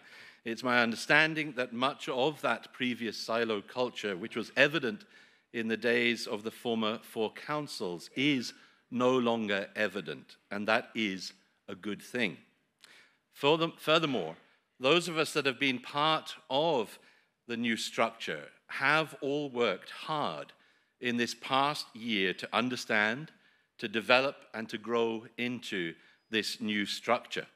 In no way is what I'm proposing meant as a criticism for the dedication in good faith of many people to try to make this work. However, after a year of operation, I do not think we have our governance structures right. As the FAPLT agenda is understandably focused on the huge challenges facing the Church at this time in relation to reform, mission, and ministry, it has meant that FAPLT's capacity to consider and scrutinize the work around public issues and public witness has been limited. We just do not have the time and capacity to do this. My view is that the FAPLT remit is simply too big for one team, albeit subdivided into program groups, to be able to manage this vitally important work effectively. What I'm proposing, which I understand comes with the agreement of the FAPLT convener, vice conveners, Assembly Trustees convener, Chief Officer and Ecumenical Relations Committee convener, gives permission for conversations and work to be done to explore whether we have got this right and whether a shift may be required. And I would fully expect and hope that the principles behind the 2019 Special Commission, the D10 report, and the Assembly Trustee priorities that the national church serves the local church, and the simplification of governance structures would be the framework for any reconsideration. On Saturday, in our worship and our debates, we heard about the importance of sharing the good news to a world racked by violence and pain, and the growing importance of working alongside our sisters and our brothers in different Christian traditions here in Scotland and around the world. This motion is an appeal to consider how we, as the Church of Scotland, best engage with and relate to public issues and partner institutions in a coherent and strategic way, and for greater clarity of oversight from and reporting to the General Assembly as our platform for sharing our ideas out to the wider world. Now, the deliverance begins with the word invite rather than instruct deliberately, as it is offered with a spirit of sensitivity to so many who are trying their best in the time of change, but also with a desire that we together seek to be the best that we can be. And in that spirit, I seek the Assembly's approval that some time is spent to review and reflect, and if appropriate, to bring proposals to next year's Assembly. Moderator, I move the notice of motion. Right, have you a seconder, Peter? Sorry for being out of breath. Taking those stairs 3 at a time is just... They want to do a picture with me with the choir, so my apologies for abandoning Yes, it is seconded, yeah. Well, is it seconded rather than you just nodding your head? Seconder somewhere, yes. Yep, thank you very much. Now, I believe we're not then going to move to discussion in a minute because we've got an amendment to the new section in the name of Brian Kerr. Right. So I just want to alert folk what the amendment is, and as you know, amendments come first, and you'll now see why we're doing the amendment before we went into the substantive debate, because the amendment in Mr. Kerr's name is, instead of the word invite at the beginning of the new section that Peter Johnston has proposed, it be substituted with the word instruct. Thank you. Principal Clerk, Kerr 227. I hear everything that Mr. Johnston said about time and about sensitivity, and I would echo that we need sensitivity where changes are made. We've had a huge raft of change. In 2019, there was a special commission where we merged councils into 2 forums and an instruction given to bring detailed remits back to the 2020 Assembly. Pandemic hit, don't know if you realised, and then things moved after that. And just last year, we gave detailed consideration to merge again. With that, I agree with what Mr. Johnson says. We've lost some space for that outward focus. And it's right that we're focused on who we are and what we need to do to change. But I'm old enough to remember, I know I don't look it, but I genuinely am, when we had a pretty much full-day BBC coverage of what the church had to say in terms of social issues, in terms of issues of peace and justice, in terms of where we as a church were discussing the way forward for ourselves and for others to consider. Now, yes, the world has changed, but we still have that prophetic voice. We heard earlier from Dr. Hamilton about the Assembly Trustees report being somewhat prophetic in what it does. I agree. I think we're missing some of the prophetic in other areas of how we look out. The reason I'm suggesting instruct is because I'm concerned that to invite means we've got an out. And I don't think this General Assembly can have an out when it comes to speaking about social issues, about our interfaith work, about our work overseas, about our work with other partners. I think it's a non-negotiable, built into the fabric of our denomination, the DNA of who we are. So to instruct means that we set a marker. There are some great things in the reports that you'll read later on in the week on the net zero and climate change, but yet there are no sections of deliverance. Things are kind of lost in reports through no fault of anyone's, just the sheer volume that FAPL have to deal with.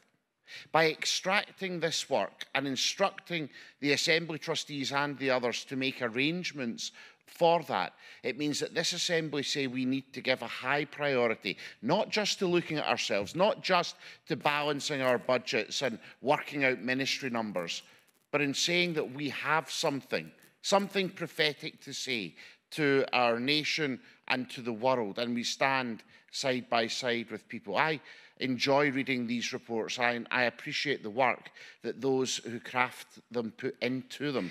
I also appreciate the time, dedication and expertise of those who know far more than me about these issues and share them with the church. Instructing this change means that we'll perhaps get back on an even footing so that we can once again be the prophetic voice that this church ought to be. So, Moderator, I do move this amendment to delete the word invite and insert instruct within this section of deliverance. Is that seconded? Okay, now I'm just conscious of the time. Peter, would you be happy or not happy with changing? So this is not closing debate or anything. It's up to the will of the Assembly. That is fine. So we're debating on the amendment to change, urge to instruct. Any questions or comment?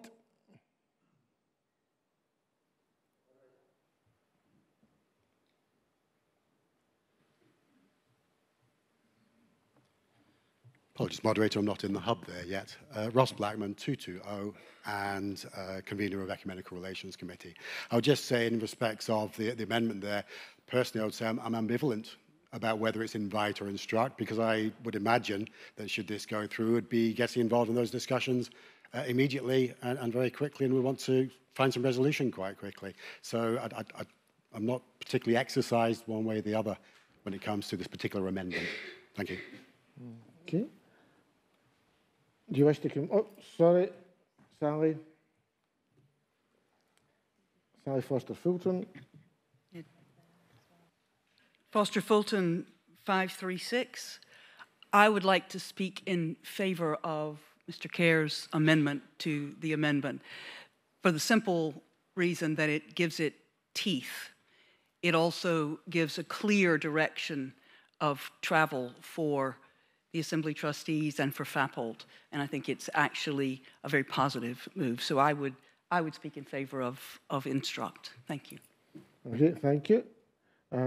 Tommy, are you trying to get in this?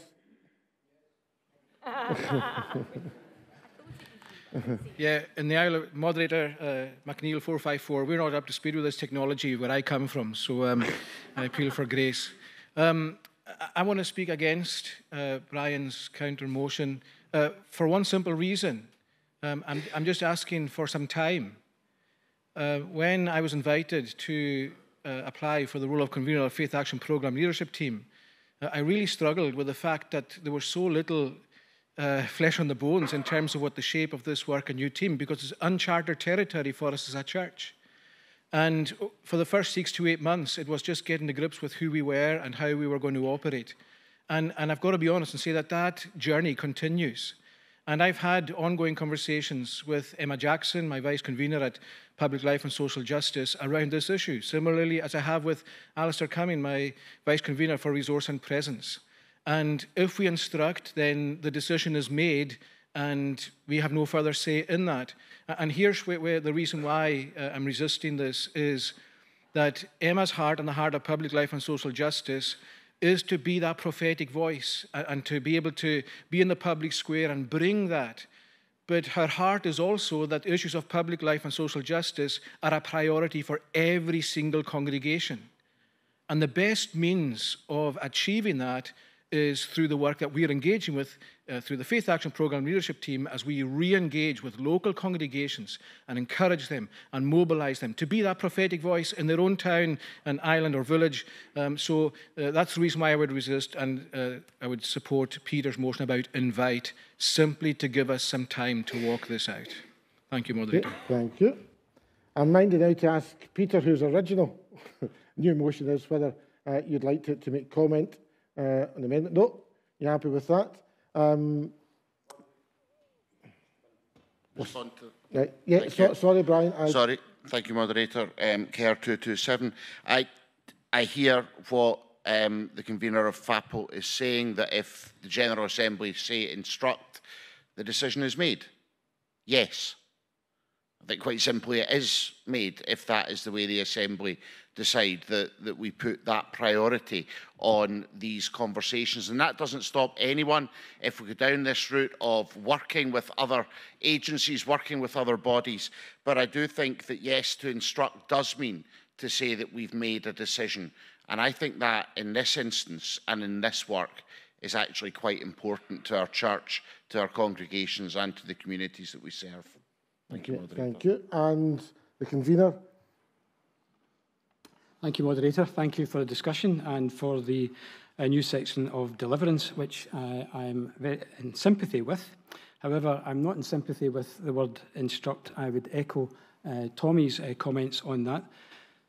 The Faith Action Programme leadership team was developed to streamline the central resources for much of the church's activities. It was to improve our governance, create a single body for the programme to oversee a shift in who does what towards presbyteries and the local church, and how we speak into national issues. To make leadership explicit and a key element of the Faith Action Plan and its emphasis on inspirational leadership. The 4 programme groups would involve a relatively small group of appointed members engaged in responsive decision-making. Responsive in the sense of facilitating ready responses to a range of different situations in ever-changing contexts. This work is evolving, just as Tommy has said. In our report of last year and 2022, we talk about reviewing this programme, which we will do. That review will be worked on during 25, and I think it's 26 we report on that. So, the word instruct, based in this section of deliverance, presupposes an outcome that we're in no position at the moment to determine.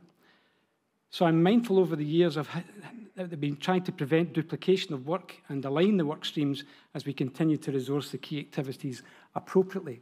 That will continue.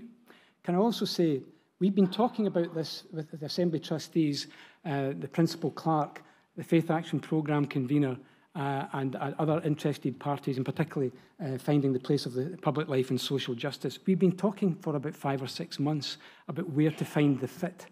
That conversation continues, and I want to assure the Assembly that we will do that and do it appropriately. So I have sympathy with the original proposed deliverance, section of deliverance, but not the word instruct. So I would ask you to reject the word instruct.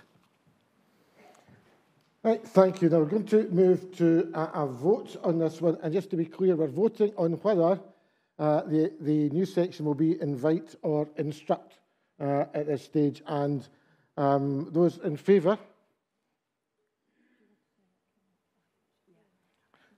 The advice is we're going to go electronic vote. So, sorry, Sheila, you're back on.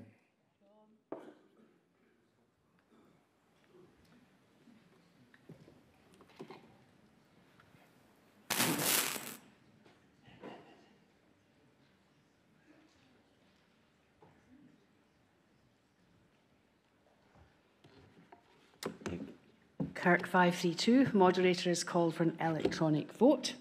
We are voting on the amendment proposed by Mr. Kerr to Mr. Johnson's new section. So, I won't go through everything I said earlier this morning. I hope everybody's got the hang of that. If you are voting on the hub, then the voting buttons should appear against the amendment on the current live debate page. It will be buttons for or against. A tick will appear to show that you've voted when you've used the buttons. If the buttons have not appeared, try refreshing your page by clicking the current live debate button and check that you're still connected. Commissioners in the hall are using your Bluetooth device, and you will press button 1 if you are in favour, button 2 if you are against. Again, you can vote as many times as you like, only the last vote will be counted. There will be 30 seconds for the vote. The vote is now open.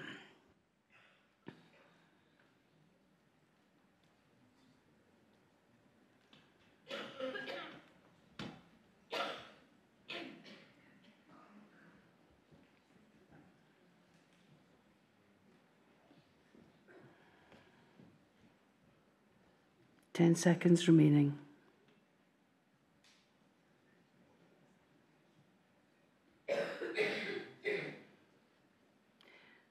The vote is now closed.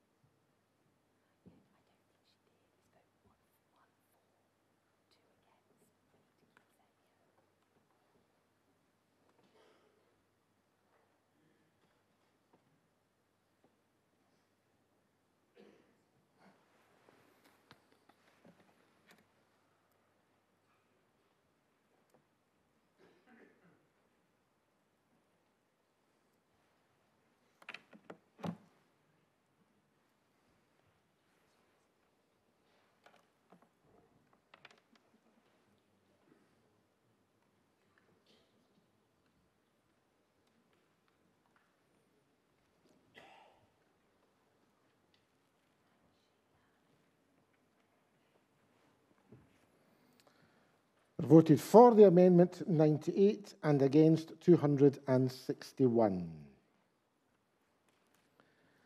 All right, so we now deal with the new section 12 as we had it originally.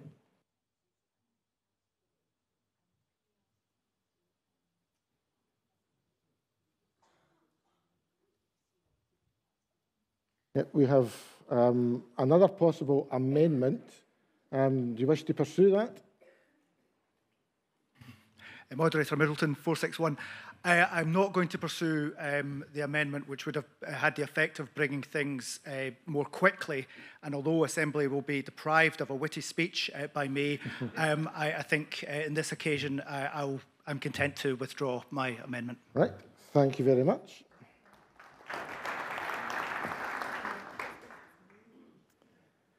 So we have the original motion, which was in Peter Johnston's name, and I've got here on the screen, I've got James Patron Bell, sorry, and then we'll take Ross Blackman after that.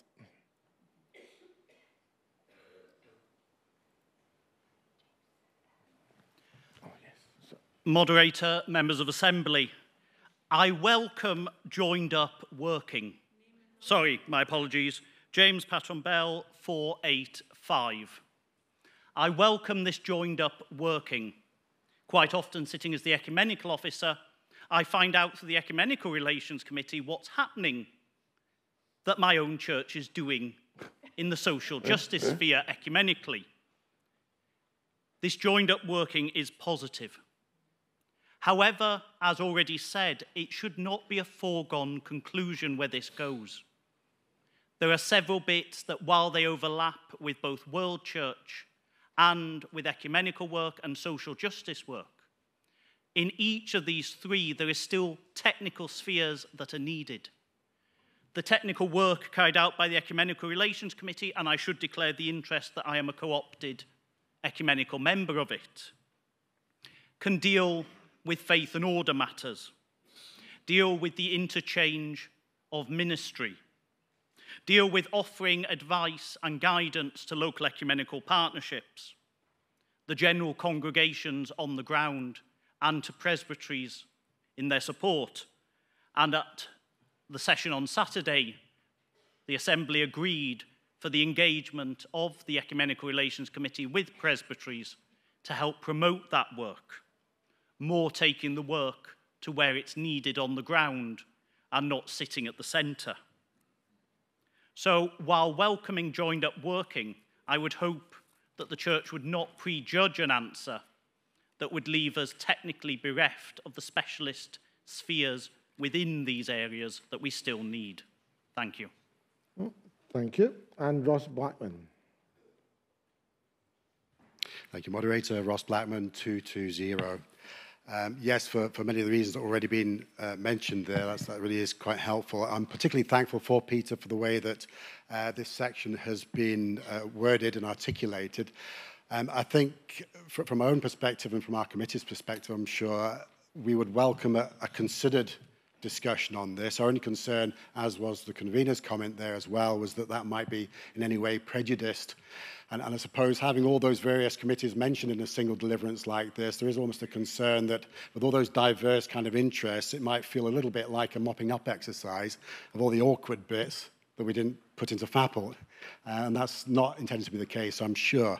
And certainly we appreciate comments such as our Methodist colleagues have brought there about that public-facing opportunity that ecumenical relations to have with the continuity for other partners as well. But that having been said, whilst I have got that concern that we have a considered discussion about this, nonetheless, I'm certainly agreeable to us having that discussion. I think it would be very useful indeed. Thank you. Thank you. Not on the screen, but I see Andrew Gardner wishing to speak. Thank you, Moderator. I speak Andrew Gardner, number 302, nomination convener. It's not that long ago. No, on you go. Start there. Microphones come back on. Okay, thank you. It's not that long ago the nomination committee met to help forge and fill the places of the Faith Action Programme leadership team. It wasn't an easy task, creating a committee of 40+ people from scratch to put them on the leadership team and the 4 programme groups, trying to get the best people to do the best work for the church. I asked the Assembly and the Assembly trustees, do we need to form another standing committee in the near future? Surely we need to let the new structures bed down, do their work. And if there's a need to review, if there's a need to make changes, then we can do that in the future. But now is a bit early to ask the Assembly trustees and General Assembly to do that. A few weeks ago, I told my congregations confidently that we're reducing the number of committees and reducing their sizes. What will I say when I go back? I urge the Assembly to resist the formation of setting up another standing committee in the near future and to resist Mr. Johnson's deliverance today. Thank you. I'm seeing Derek Browning at the microphone. Moderator Derek Browning, number 2. Whilst I hear the previous commissioners' plea for reductions in size, I would wish that the Assembly would support what Peter Johnson is bringing forward. If we're discovering that rain is coming through the roof now, we don't wait a couple of years to see how much water has got to be lapping around our ankles before we do something about it. It seems to me to be perfectly clear that whilst we do not want a bonanza of committees being formed, this is important work that needs to be done by the church.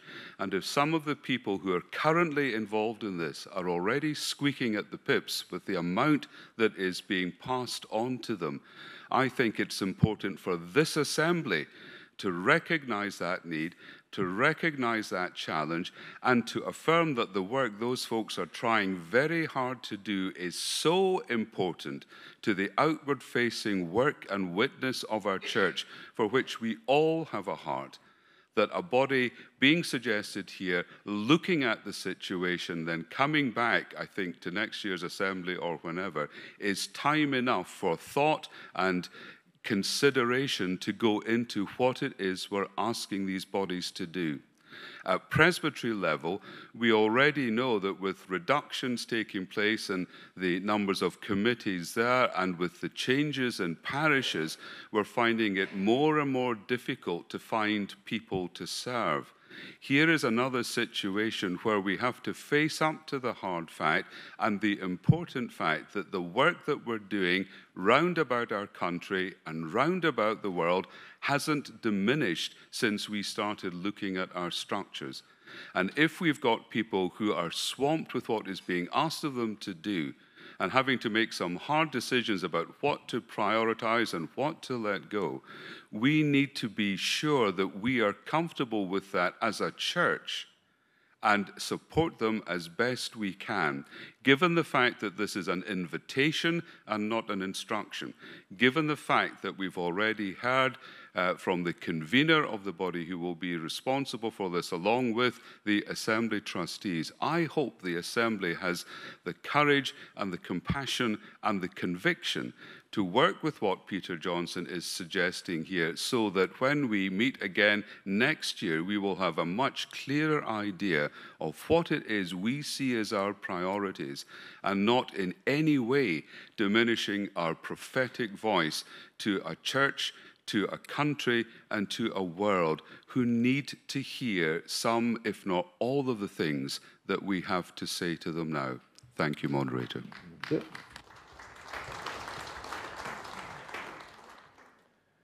Now, I have no other indications of people wishing to speak. Peter, do you wish to reply? Thank you, Moderator. Johnston 361. Moderator, this is offered in a spirit of hopefulness to the General Assembly, that we engage in the work that is outward looking.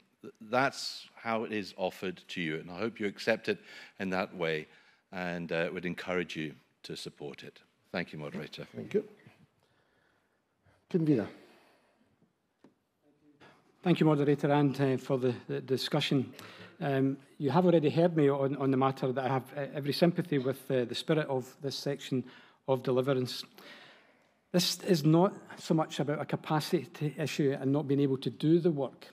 It's about where it actually sits and how our voice is heard. And we understand that, and we know that, and we will work towards having that voice heard. That voice comes with confidence in the group that have been tasked with this in public life and social justice, with the work that the Principal Clerk does, with her engagement with government and interfaith communities and so forth. It's finding how all of this fits together without adding the burden of finding extra people or extra finance to pay for these an additional standing committee. So the fact that it says invite and has given a direction to us, we're happy to take that invitation on. The work is currently happening. It's working now. So I leave it to the General Assembly to decide whether you want to accept this section of deliverance, but the work is actually ongoing at the moment. So thank you, Moderator. To the Assembly, though. Right, we've heard from the convener, but we then have to put it to the Assembly. Is the Assembly happy to accept the new section in the name of Peter Johnson? No, that's fine. Then we will call for a vote, please.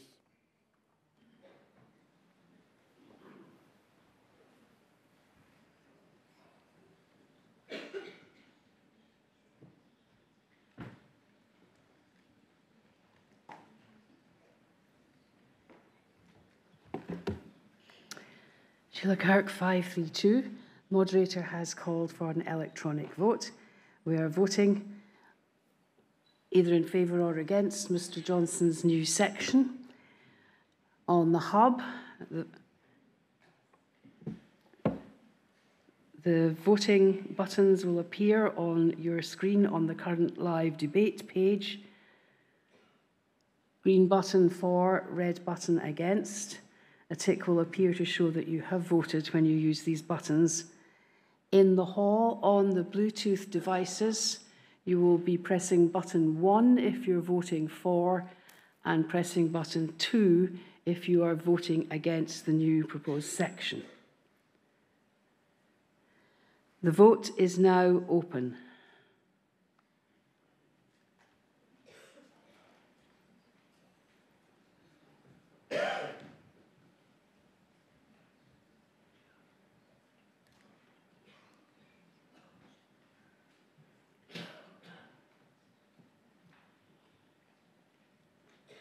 Ten seconds to go.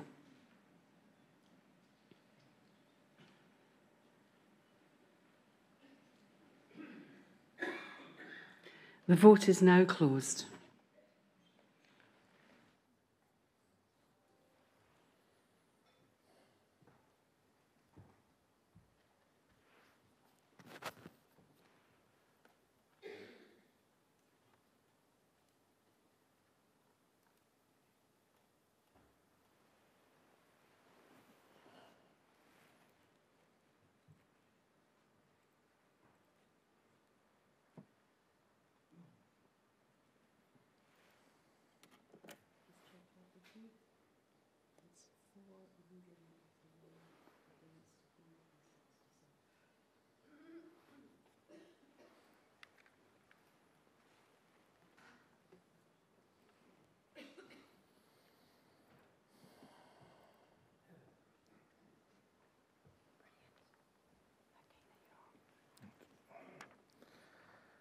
There voted for 181 and against 167.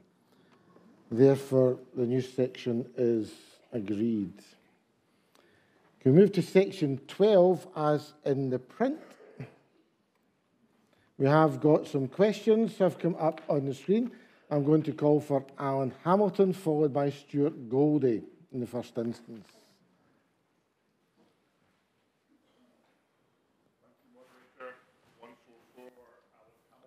Is your microphone now? Oh, thank you. 144 Alan Hamilton. My question is this. I am assured that Sanctuary First has a growing digital ministry to Scots living abroad. If this is so, might the Salvation or the regulations governing the use of Salvation money be revisited in the future to allow Salvation funding to be allocated to Sanctuary First for this purpose?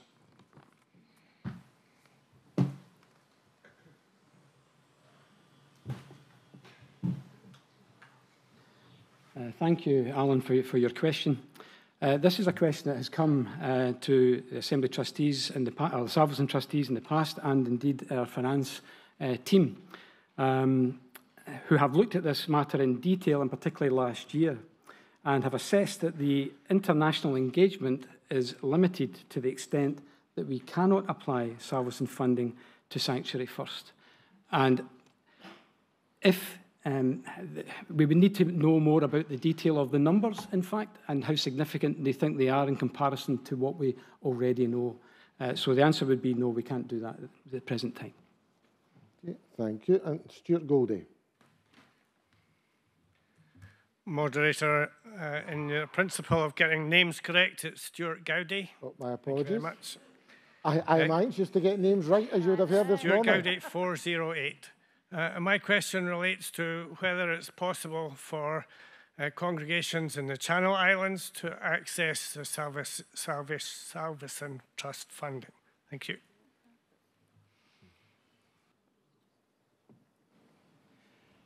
Thank you for your question. I'm being assured by our new Head of Finance and General Treasurer that we'd need to check that under the terms and conditions of the fund. And so if you're willing to wait, we'll come back to you personally about that, if that's okay. Okay, thank you. Thank you.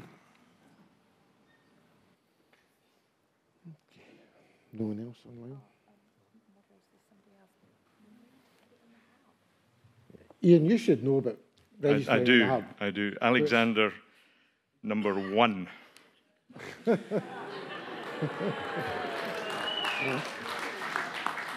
Much to Dr. Browning's irritation.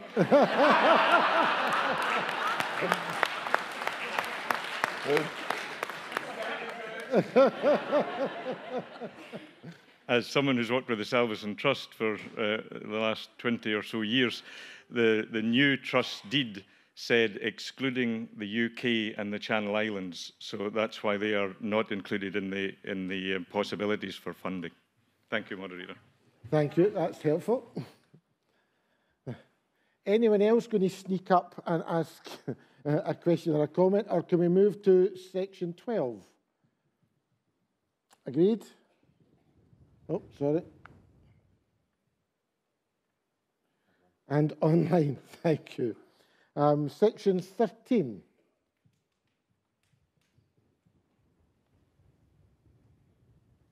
And online. Section 14.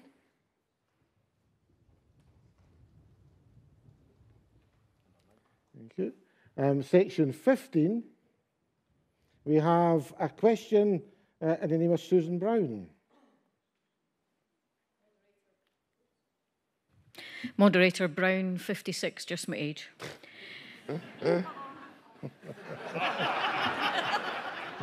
The clerk disagrees with you.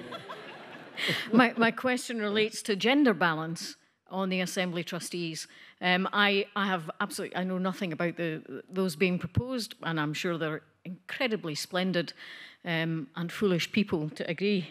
But I do want to ask how the gender balance is working out, because when the Assembly Trustees were established, that was an important question that we wanted to keep in mind at all times.